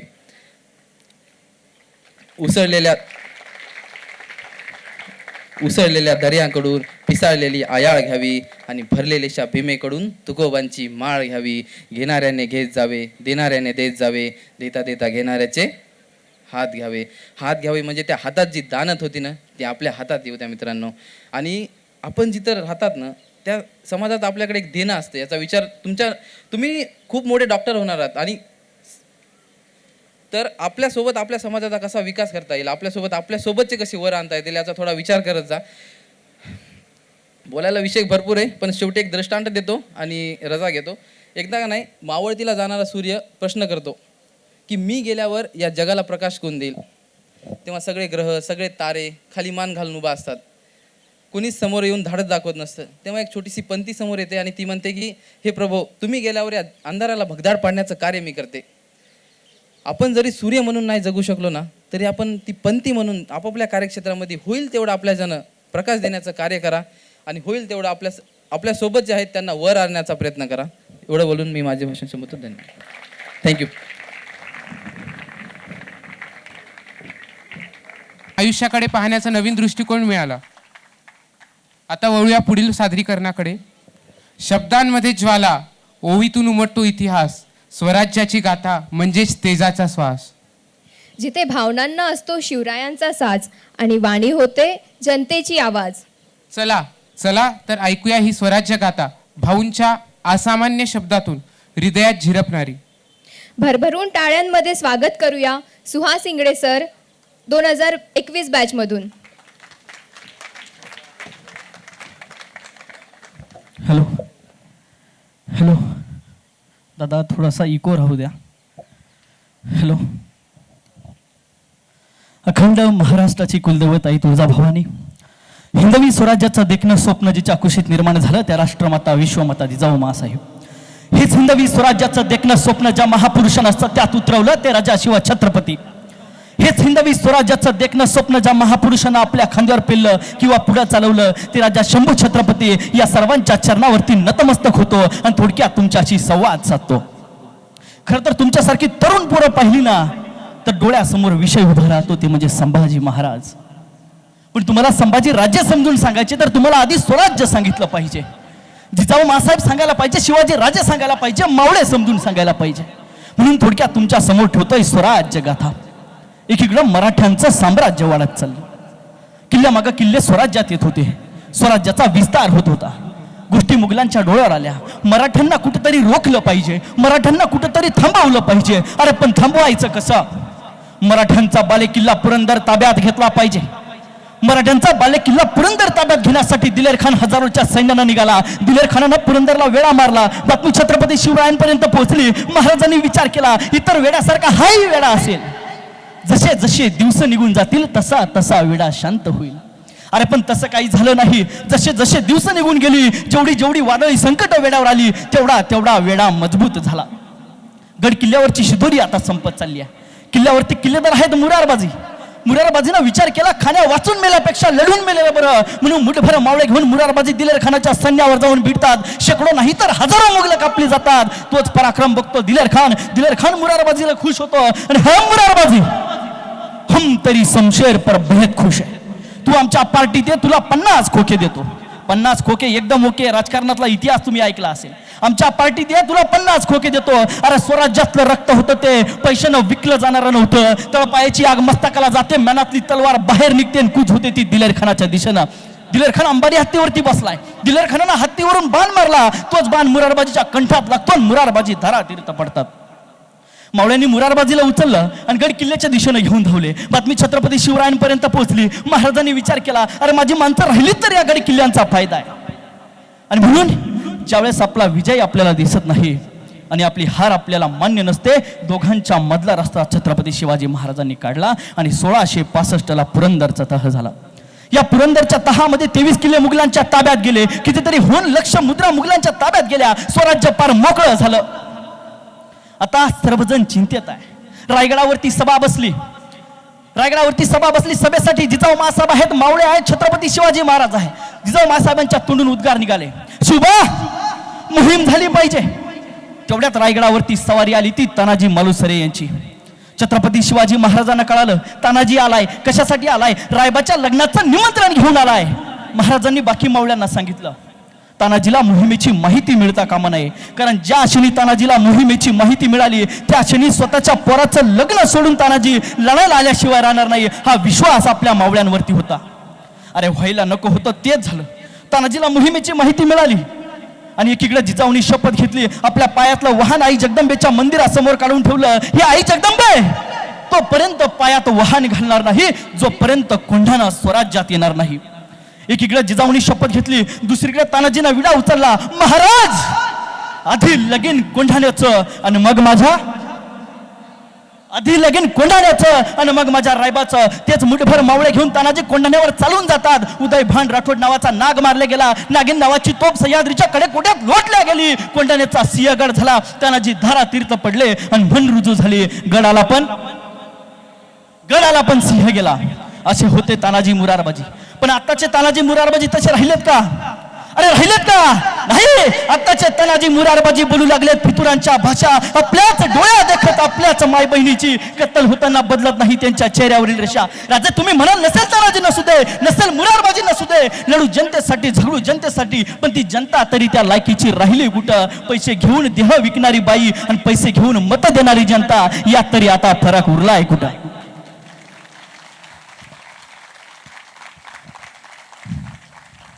जनता तर गेली वाया, पण तुमच्यासारखे तरुण पोरं, शिक्षित पोरं माझ्या समोर बसले आहे. म्हणून तुम्हाला आज या मंचावरून मी एक विनंती करतो. तुम्हाला कुठं आयुष्यात फिरायला जायचंय जा. तुम्ही कन्याकुमारी जा, काश्मीर जा, पुणे जा, आग्रा जा, दिल्ली जा, मुंबई जा, फॉरेनला फिरायला जा, कुठं जायचं जा. पण एक विनंती आहे पोरांनो, आयुष्यात कधी एकदा माझ्या राजाचा रायगड बघायला जा. जा कधी त्या रायगडावर आणि विचारा त्या रायगडाला, अरे हे रायगडा, अरे सांग ना रे माझा राजा बोलत तरी कसा होता. अरे हे रायगडा, अरे सांग ना रे माझा राजा चालत तरी कसा होता. माझ्या राजाला तू बोलताना पाहिलंय, माझ्या राजाला तू चालताना पाहिलंय. अरे हे रायगडा सांग ना रे माझ्या राजाला तू रडताना पाहिलंय, माझ्या राजाला तू लढताना पाहिलंय. अरे आज जरी कान लावला सह्याद्रीच्या दगडाला तर त्या दगडातून सुद्धा आवाज येईल, हर हर हर हर. आज जरी कान लावला त्या सह्याद्रीच्या दगडाला तर त्याच्यातून सुद्धा आवाज येईल, हर हर महादेव. टाकलीच ही महाराष्ट्राची काळी माती पाण्यात, त्या पाण्याला सुद्धा रंग येईल मावळ्यांच्या रक्ताचा. घेतलास तर सुगंध येईल मराठ्यांच्या पराक्रमाचा. एवढा इतिहास माझ्या राजांनी या महाराष्ट्राच्या काळ्या मातीत पेरून ठेवलाय. एक प्रसंग तुमच्या डोळ्यासमोर ठेवून जातो. ज्यावेळेस छत्रपती शिवाजी महाराजांचं निधन झालं, महाराजांच्या निधनाची बातमी आता औरंगजेबाला द्यायची. औरंगजेब खुश होईल, बक्षीस देईल, ही लालच सैनिकांना होती. या लालचेपोटी सैनिक निघाला. छत्रपती शिवाजी महाराजांच्या निधनाची बातमी द्यायची औरंगजेबाला. औरंगजेब आपल्या दरबारामध्ये सिंहासनावरती बसलाय आणि तेवढ्यात सैनिक येतो. बादशाह हुजूर, बेहद खुश खबर लाए है, बड़ी खुश खबर लाए है. दक्कन का शेर सिवा का इंतकाल हुआ है. हे शब्द औरंगजेबाच्या कानावर पडताच औरंगजेबाने उठून उभं राहावं, पुढे यावं, आभाळाकडे हात वरती करावे, हे अल्लाह जन्नत के दरवाजे खुले रखना, तेरा नेक बंदा तेरे पास आ रहा है. अरे जगाच्या पाठीवर एकमेव राजा ज्याच्यासाठी दुश्मनानं सुद्धा दुआ मागावी ते म्हणजे छत्रपती शिवाजीराजे भोसले. आणि जेव्हा हेच रक्त उतरलं माझ्या संभाजी महाराजांमध्ये, एक मिनिट सॉरी,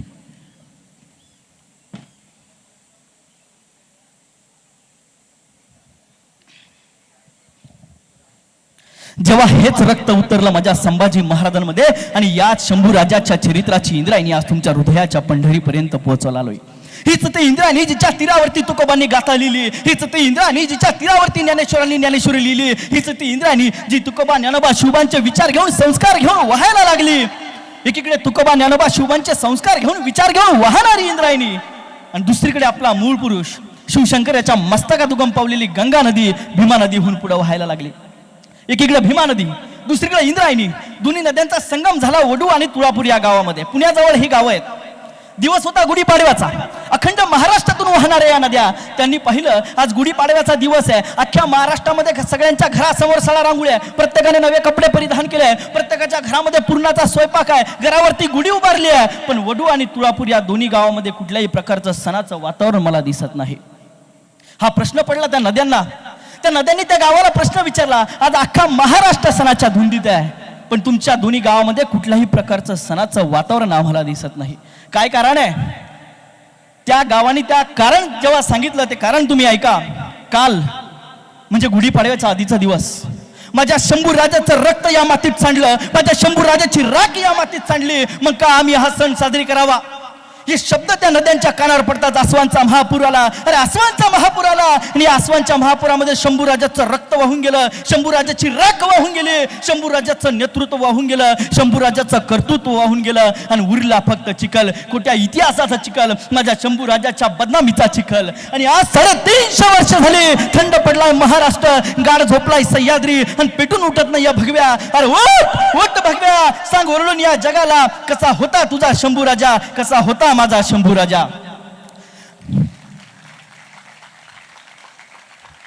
अरे जिजाऊंचे संस्कार म्हणजे शंभू राजा, तर शहाजींचे स्वप्न म्हणजे शंभू राजा, गरिबाची मराठमोळी भाकर म्हणजे शंभू राजा, तर छत्रपती शिवाजी महाराजांची चमचमती तलवार म्हणजे शंभू राजा, धगधगत्या ज्वालेतील अंगार निखारा म्हणजे शंभू राजा. असा होता माझा शंभू राजा.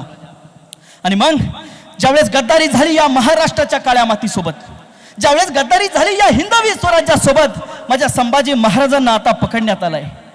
तुम्ही सगळ्यांनी छावा चित्रपट पाहिला असेल, कालचा ऍक्ट देखील तुम्ही पाहिला, त्याच्यामुळे भाषण फार काही लांबवणार नाही. माझ्या संभाजी राजांना आता पकडण्यात आलंय. औरंगजेबासमोर हजर केलाय. औरंगजेब संभाजी महाराजांना म्हणतोय, अरे हे संभा, स्वराज्याचा खजिना कुठे आहे? हे संभा, इस्लाम कबूल कर, हम तुम्हें खत्म कर देंगे. अशा वेगवेगळ्या धमक्या औरंगजेब माझ्या संभाजी महाराजांना देतो. या औरंगजेबाच्या धमकीला माझ्या संभाजी राजांनी दिलेलं उत्तर ऐका. अरे बघ बघ औरंग्या बघ, आम्ही चालू आहोत आमच्या रक्ताने भगवे, माझ्या रक्ताच्या प्रत्येक थेंबातून एक संभाजी जन्माला येईल. मेरे खून के हर एक बूंद से संभा पैदा होगा, जो तेरे जैसे मुगल सल्तनत का सर्वनाश करेगा. औरंगजेब, धर्म यानी आस्था, और आस्था कभी बदली नहीं जाती. संभाजी 1000 बार जिएगा, 1000 बार मरेगा, मगर हिंदू धर्म नहीं छोड़ेगा. थोडासा इको कमी करा दादा. अरे मृत्यू समोर असताना देखील त्या मृत्यूच्याही डोळ्यात डोळे घालून वाघाची डरकाळी फोडणारा या जगाच्या पाठीवर एकमेव राजा ते म्हणजे छत्रपती संभाजी महाराज. तुम्ही मनशाला स्वराज्य सांगितलं, जिजाऊ मासाहेब सांगितले, शिवाजी राजे सांगितले, संभाजी राजे सांगितले. कशाला सांगतोय हे सगळं? त्याचं कारण तुमच्या समोर सांगतो आणि माझ्या भाषणाला पूर्ण विराम देतो. RJ कारमध्ये मुलीवर बलात्कार होतो, पहलगाम सारखा अटॅक होतो, पुलवामा सारखा अटॅक होतो, शेकडो नाही तर हजारो आया बहिणीवर रोज बलात्कार होतात या भारतात. आणि आपण काय करतो? निषेधार्थ मोर्चे काढतो. निषेध करण्यानं काहीच होत नाही मित्रांनो. याच्यावरती मी 4 ओळी लिहिल्या होत्या, त्या 4 ओळी तुमच्या समोर सादर करतो. अरे दरिंदी है ये दुनिया, सिर्फ निषेध करने से इन्हें फर्क नहीं पड़ता है। समझा करो मेरे यारो, देश के लिए रक्षक बनना पड़ता है। शेर को फाड़ के दहाड़ मारने वाला आज भी आदर्श है हमारे लिए। बहाया था खून जिसने अपना धर्म बचाने के लिए। चाहे आंधी आए या तूफान हमें रोकने के लिए, तुम आवाज तो दो किसी के सर कलम करने के लिए। हम तैयार है देश के लिए अपनी जान देने के लिए, अपनी जान देने के लिए। धन्यवाद। Just a performance. It was an emotion. एक बार फिर से let's give a huge round of applause for sir. तर वळूया पुढच्या परफॉर्मन्सेसकडे. कधी काळी आपण म्हणायचो घरात सून आली की सौभाग्य आलं. पण जर सूनच भाड्याची असेल तर काय असेल तिचं खरं कारण, काय आहेत त्या पात्रांचे गुण. तर चला स्वागत करूया अशाच एका नाटकाचं. भाड्याची सून. लेखक दिग्दर्शक बद्रीनाथ भोजने भाऊ 2022 batch. guys 1 second guys, the video is ready. अभी अपने को प्ले करना है, एक बार अनाउंस कर दो, उसके बाद we'll do the skit.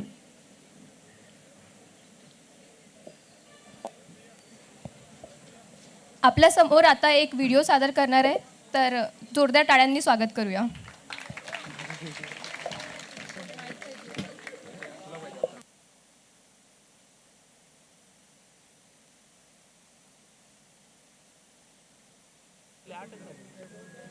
साईडला घेऊन बोलायचं ना, साईडला घेऊन बोलत चालते ना असं.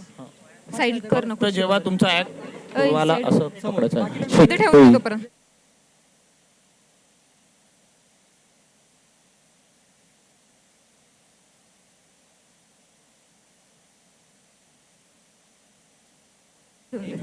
झाडू खाली ठेवून दे तिथं पुढे. सरचं गेटअप आहे की नाही?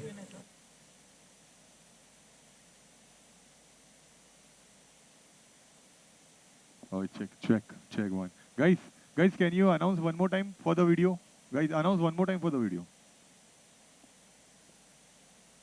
A special video बोल देना. अभी एक स्पेशल वीडियो प्ले होने वाला है, कृपया सब लोग ध्यान दें.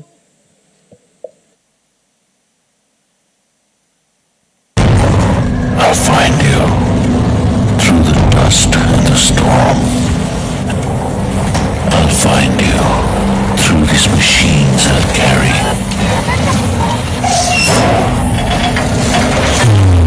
The burden of my brothers and sisters' pain. So I'll find you. You can hide in the distance between shadow and dust, or I'll strike you down when you betray our trust. So I'll find you. That's my job. That's my mission. That's my promise. I'll find you.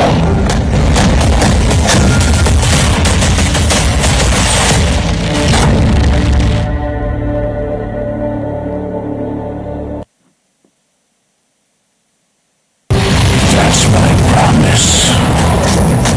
I'll find you.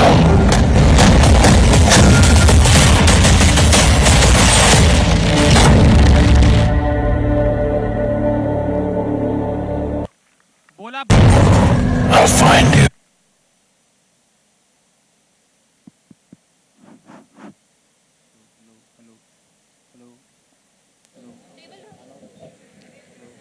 हम सलाम देते हैं भारतीय सेना के उन नौजवानों को और भारतीय सेना को जो विकट परिस्थितियों में रहकर अपनी चुनौतियों का सामना कर देश का गौरव बढ़ाती है और इस भारत देश का नाम विश्व के पटल पर और ऊंचा करती है. जय हिंद, जय भारत, भारत माता की. तर सादर करत आहे भाड्याची सून. लेखक दिग्दर्शक बद्रीनाथ भोजने भाऊ 2022 बैच. चेक ये थोड़ा इसका बढ़ाओ ना अंदर में, अंदर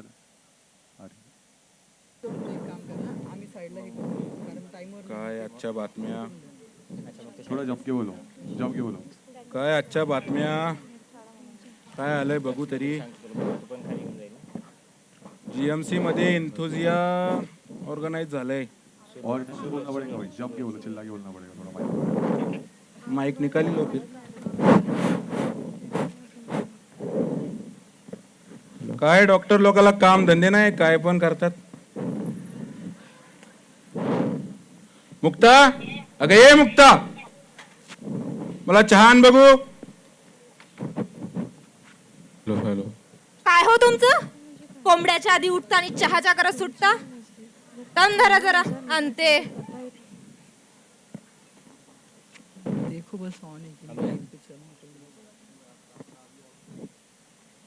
हे घ्या.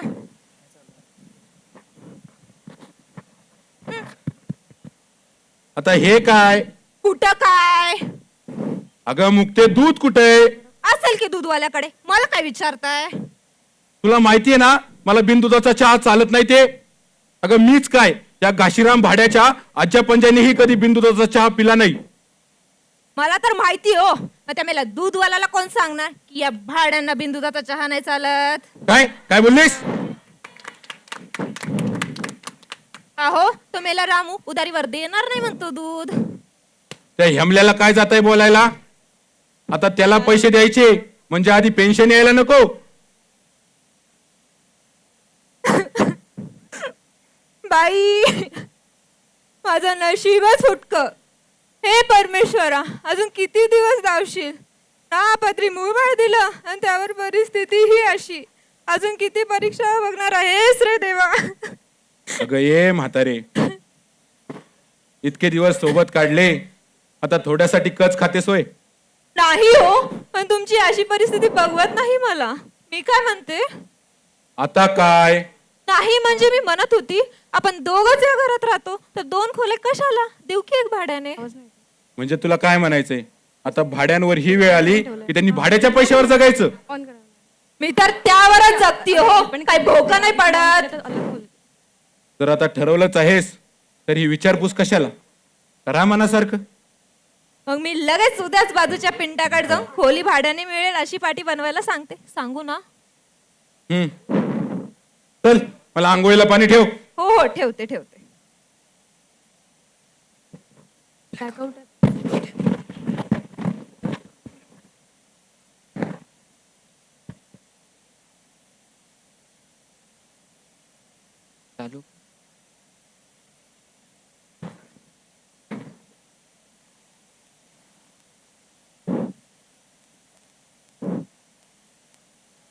काही दिवसानंतर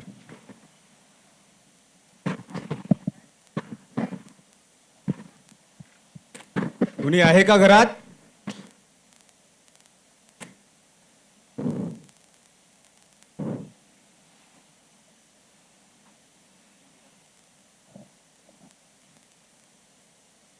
कोण आहे?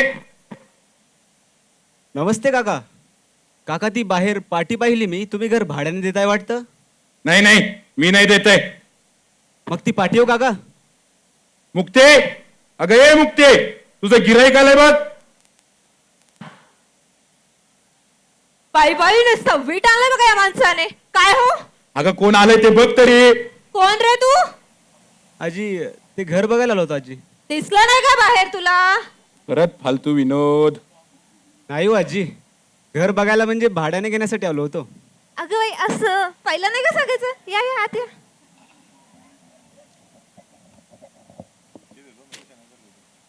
बर सांगा, चहा कसं घेणार? दुधाचा की बिन दुधाचा? बिन दुधाचा ना, वाटलंच मला. तुमची बॉडी बघून कॅलरी इंटेककडे लक्ष दिसतंय. हो आजी, चालेल. बिनदुधाचा दूध. घेतला बाटलीत. काय? नाही नाही, जरा सांगा नाव गाव काय तुमचं? काका माझं नाव अमोल सावंत आहे आणि मी मूळचा मुखेडचा आहे. मुखेड? तसं कुठं आलं हे? हे आपला नांदेड जिल्हा हो.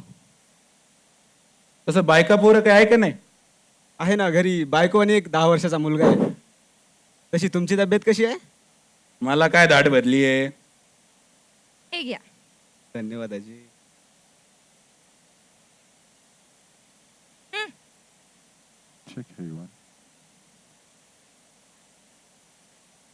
घे ना, घे चहा घे.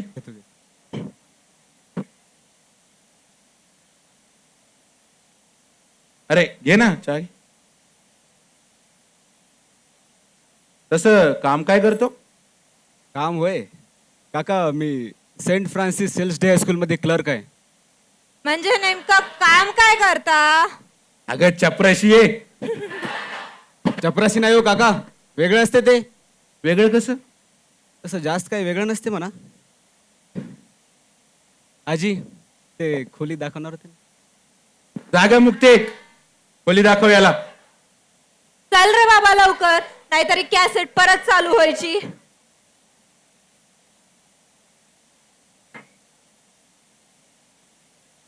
हा बघ, ही खोली, या 2 लाईट, 1 पंखा, बाकी तुमचं बिराड तुम्ही आणायचं. चालेल आजी. ते भाडं किती? 5000. लाईट बिल तुमचं तुम्ही भरायचं, पाण्याची सोय आहे. काय अडचण? नाही तशी काही अडचण नाही. मी येतो 1-2 दिवसात माझा बिराड घेऊन. चालतं. येतो काका. ए मुक्ते, परत हे बिंदूचा चहा आणू नको माझ्या तोंडासमोर.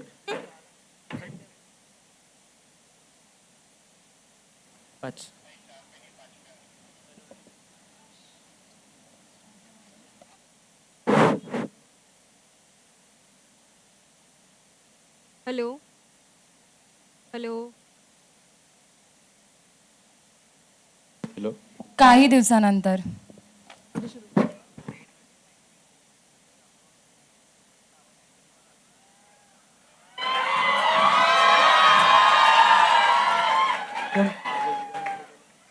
अहो अजून किती वेळ आहे?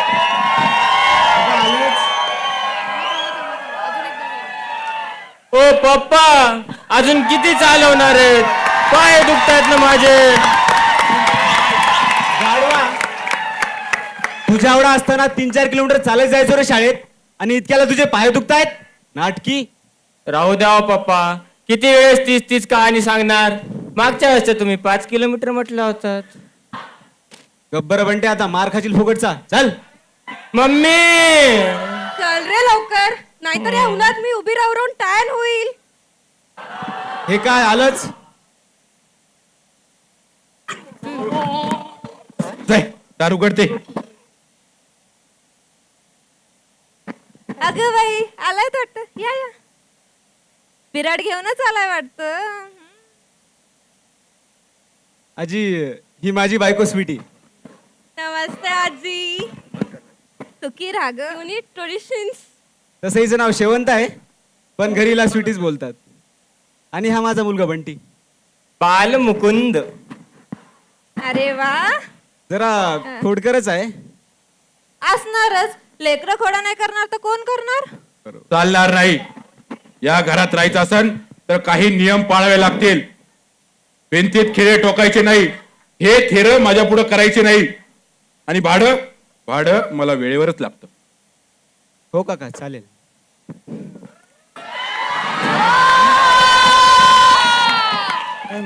कोण आलं? कोण आलं? आजी, पाहुणे आले. ए दत्त्या, चल चल निघून. नाही, आमचा टीव्ही चालत नाही. आमचा टीव्ही बंद बेटा. ए दत्त्या, जा रे इथून. आजी, नका हो डाफरू त्याच्यावर.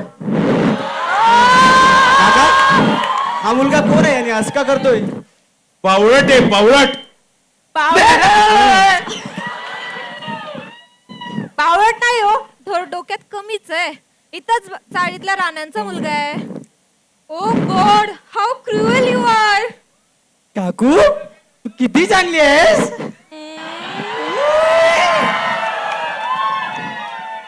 मला उचलून घे ना. उचलून घे ना मला. ए दत्त्या, चल जा.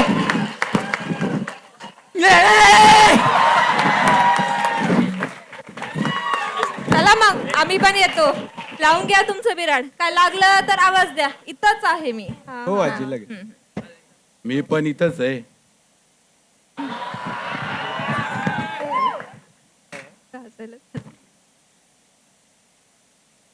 मागे नेऊन ठेव.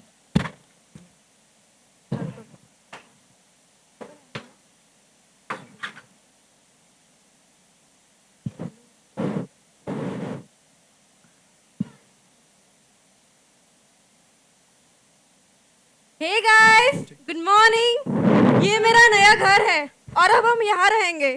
आई एम सो सॉरी, मैं कुछ दिनों से लाइव नहीं आ पाई, बट आपने जो मेरे इंस्टा वीडियोस पे लाइक्स दिए हैं उसके लिए बहुत बहुत थैंक यू। आपके लिए कुछ न्यू पोजेस। स्वीटी, स्वीटी माझा डबा झाला का? अरे सकाळी सकाळीच लाईव्ह. चलो bye guys, love you lots. जरा घरादाराकडे लक्ष दे. हे लाईव्ह की करून पोट नाही भरणार आपलं. कुठे आपले राजकुमार? हिंडत असेल तुमच्या राज्यात। बंट्या, ए बंट्या कुठे आहे रे?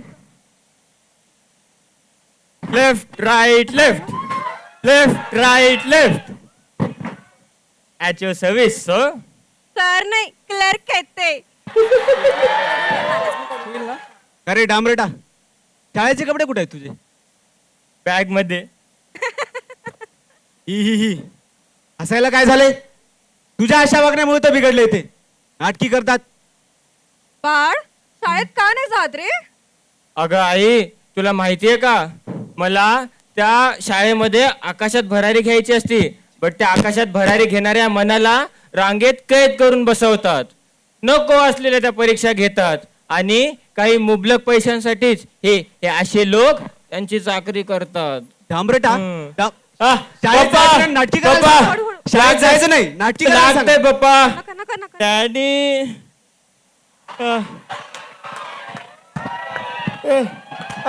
पेपर कोणाला लागतो का रे? पेपर कोणाला लागतो? पेपर नाही हो पप्पा, त्यातल्या बातम्या लागतात. हो रे, तर लवकर शाळेत हो. हो जातो. मम्मी, माझा डब्बा झाला? हो बाळा, आणते मी, थांब. दे मला. करत राहतात.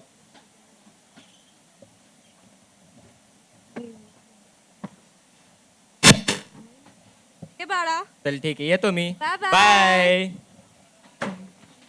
चला मी पण माझे काम उरकून घेते, ठीक आहे? थांब ना.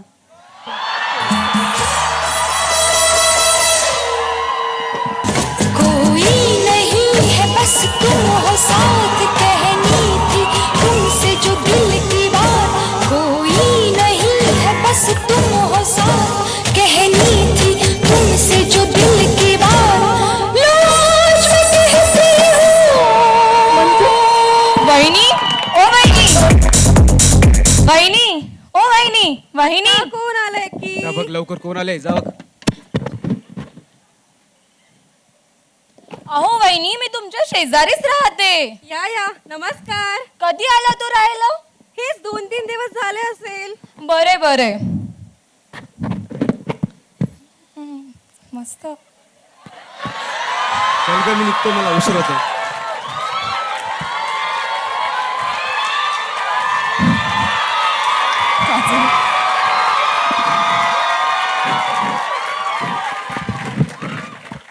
काय म्हणून नवीन कार्यक्रमाची गप्पा? नाही हो, ही साखर जरा संपली होती, तीच मागायला आले होते. आमचं यांना सकाळी गोड चहा लागतो, नाहीतर अख्खं घर डोक्यावर घेतात. अगं बाई. निधी, ए निधी, कुठे गेलीस? माझा चहा नाही झाला का अजून? चल बाई, आले वाटते. वहिनी साखर द्या जरा.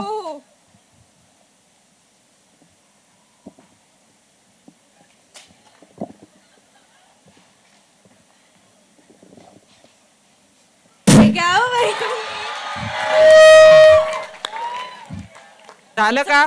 आवर आता लवकर. हो हो, आले आले. चल ग. नमस्ते, बाय. मी पण येते. निघू निघू.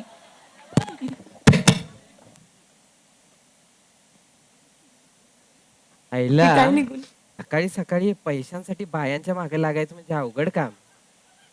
पण ठीक आहे, बघू आज कोणतं हत्यार हाताला लागते. थोड़ा जम के बोलो भाई, थोड़ा. वहिनी, असं काय बघताय? वहिनी, मला ना तुमच्या चेहऱ्यावर एक वेगळंच तेज दिसतंय. हा, अहो तुम्ही आहात तरी कोण? मला नाही ओळखलं. वहिनी, माझं नाव चंदन, मी निधीचा नवरा आहे, झाडाभोवती फिरणारा भवरा आहे, भविष्याचा ज्ञानी आहे, उत्तर देणारी वाणी आहे. वहिनी. हो का? हो. भाऊजी सांगता का मग माझं भविष्य काय आहे? असं म्हणताय, त्याला विचारून बघतो. खरं काय म्हणतोस? सांगू सांगू ना मग. काय काय लवकर सांगा भाऊजी. वहिनी मला दिसतंय, पुढे दिसतंय सोन्याचं ताट आहे, चांदीचा पाट आहे, त्याच्यावर तू बसलीये, कोण तुझी वाणी आहे आणि या होणाऱ्या राज्याची तू राणी आहे. खरंच भाऊजी? हो खरं. अजून सांगा ना. अजून अजून ऐकता?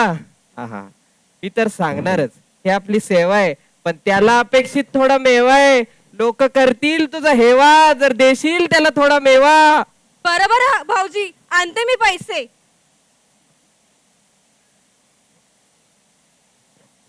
लवकर कर बाई, नाहीतर पाठ केलेलं सगळं विसरून जाईल.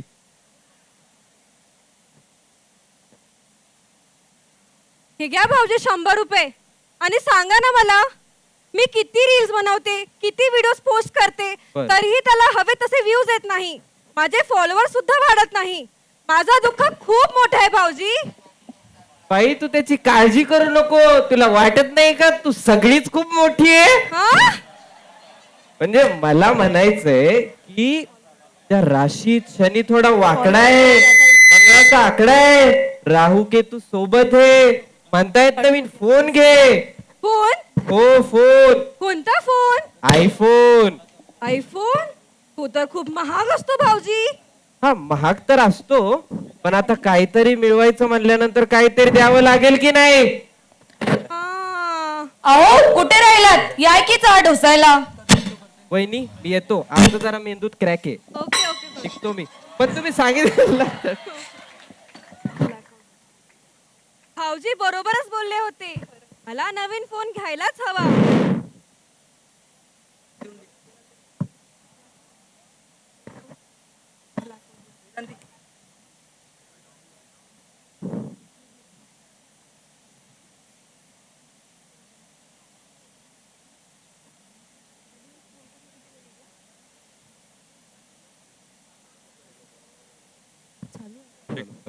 हॅलो आवाज नाही.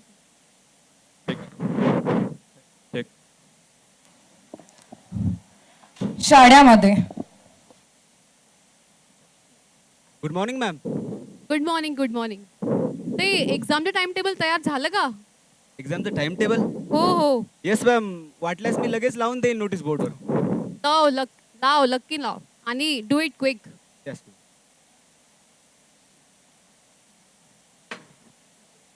काय अमोलराव, काय आज इकडे कसं काय? सर थोडं एक्झामचं टाइम टेबल लावायला चाललो होतो.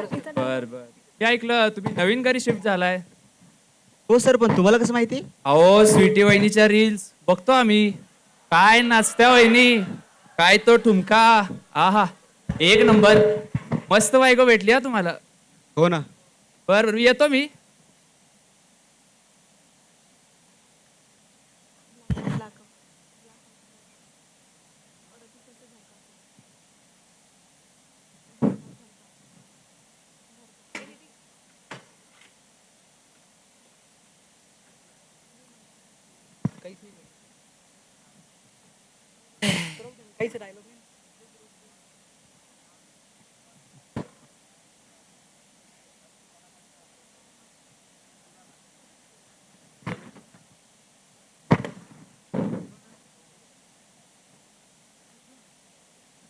आलात का तुम्ही?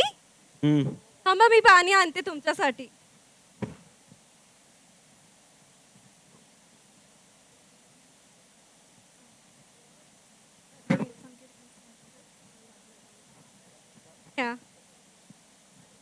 ए बंटी, जाना चिकन घेऊन ये. आज ना मी तुमच्या आवडीची भाजी बनवते. आणि ना येताना जलेबी पण आणशील. तुझ्या पप्पांना आवडते ना ती. काय ग मम्मी, नुसते काम सांगत राहते. ए गधड्या,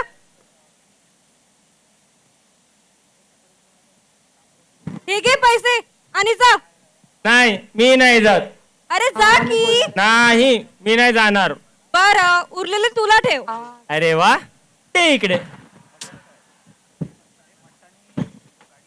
काय स्वीटी, आज लईच खुशीत दिसतीये. हो, कारण आता सगळं चांगलं होणार आहे. आपला नशिबाला लागलेली मरगळ दूर होणार आहे. काय सांगतेस? काय लॉटरी वगैरे काढली की काय? नाही हो, आता त्याची गरज नाही. गरज तर फक्त आता एकाच गोष्टीची. एका गोष्टीची? ती कोणती? अहो, तुम्हाला वाटत नाही का आपण नवीन फोन घ्यावा, आयफोन घ्यावा? काय डोकं बिकं फिरले का तुझं? अरे आपल्याला गरज आहे त्याची. गरज आहे? अगं पोराच्या शाळेची फी भरायला पैसे नाही आहेत आपल्याकडे आणि तुला हे नाटकी करायची आहेत? अरे तू बघ ना, सोशल मीडियावर कंटेंट क्रिएशनचा किती स्कोप आहे. लोक मरतात फेम साठी. अगं पण ह्या वयात तू हे थेरे करणार आहे का? आणि आमचं काय? आमची आबरू चव्हाट्यावर. नाही नाही, आबरूच्या वाटावर म्हणजे काय? मी माझ्या आपल्या भविष्यासाठी काहीतरी करत आहे, तर तुम्हाला इतकं चालतंय का ते? हो हो चालतंय. ज्या लोकांच्या व्ह्यूज साठी तू इतकी मरतीये ना, हे लोक तुझ्या व्हिडिओजला कला म्हणून नाही तर अश्लीलता म्हणून बघतायत का? हे चालतंय आणि आता ते चालणार नाही. चालणार नाही म्हणजे काय? तर तुम्हाला माझा निर्णयाचा आदर करता येत नसेल तर का हो आपण सोबत? जर तुला माझं कंटेंट क्रिएशनचा इतकाच विरोध असेल तर आपण सोबत राहू शकत नाही. सोबत? एक मिनिट, सोबत राहू शकत नाही म्हणजे काय? म्हणजे घटस्फोट. धुमता धुमता न दे ना दिन तना ना धुमता धुमता न दे रे ना दिन तना ना धुमता धुमता न दे रे ना दिन तना ना धुमता धुमता न दे रे ना दिन तना.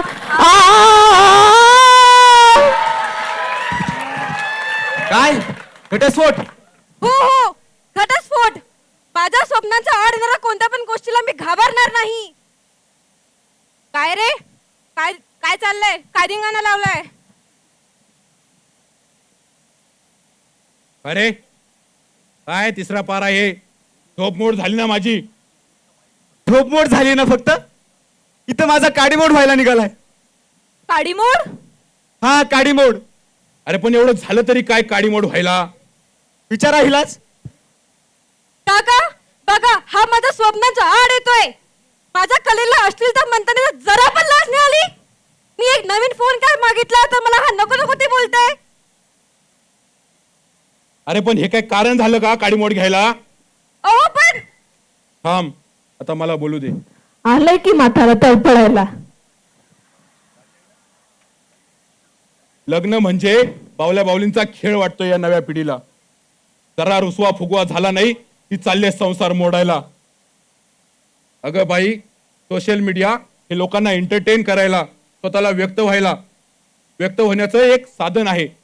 पण आजकाल लोक साधनांचा साधनासारखा वापर न करता साधनांची साधना करायला लागलाय आणि इथेच कुठेतरी गफलत झाली. अरे एखादी काडी जर आपण मोडायला घेतली तर ती सहज तुटते, कारण सोपं असतं ते. पण तीच काडी जर एखाद्या सजीव झाडापासून वेगळी करायची झाली तर ती ओढल्या जाते, ताणते आणि मग ती तुटते. तसंच काहीसं नात्याचं असतं.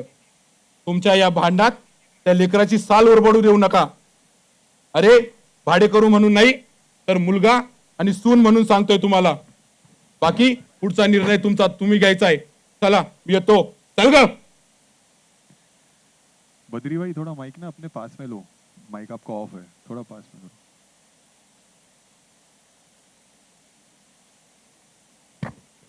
मम्मी मी आलो. काय झालं? आलं नाही का?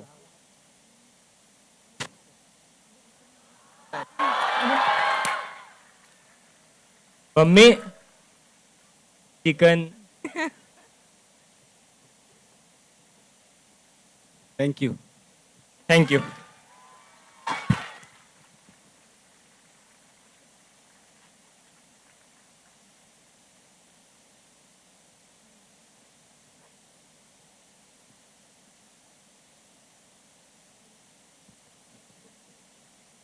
धन्यवाद.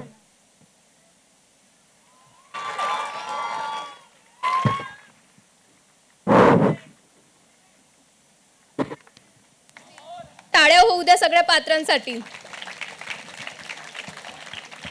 अब जो डांस आने वाला है उसमें है धमाल, नखरे और थोड़ी सी शरारत. तो कमर कस लीजिए बिकॉज ये ग्रुप लेकर आ रही है फुल on drama, full on energy और टोटल फिल्मी तड़का. तो तालियों के साथ स्वागत कीजिए आकांक्षा दीदी end group from 2021 batch.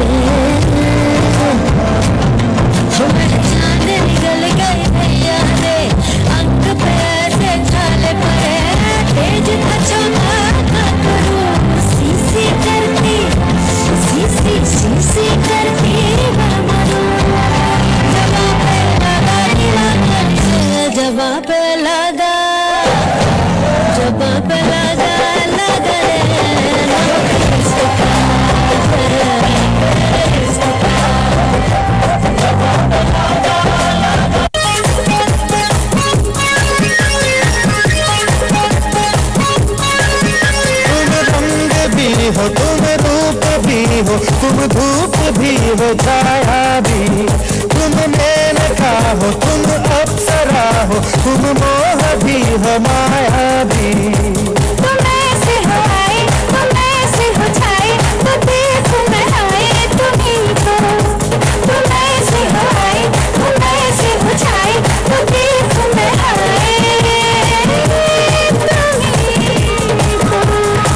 Kamal झाली स्वप्नात आली राणी मुखर्जी नटी, कमल झाली स्वप्नात आली राणी मुखर्जी नटी, त्या नटीनं मारली मिठी मला, त्या नटीनं मारली मिठी, त्या नटीनं मारली मिठी मला, त्या नटीनं मारली मिठी।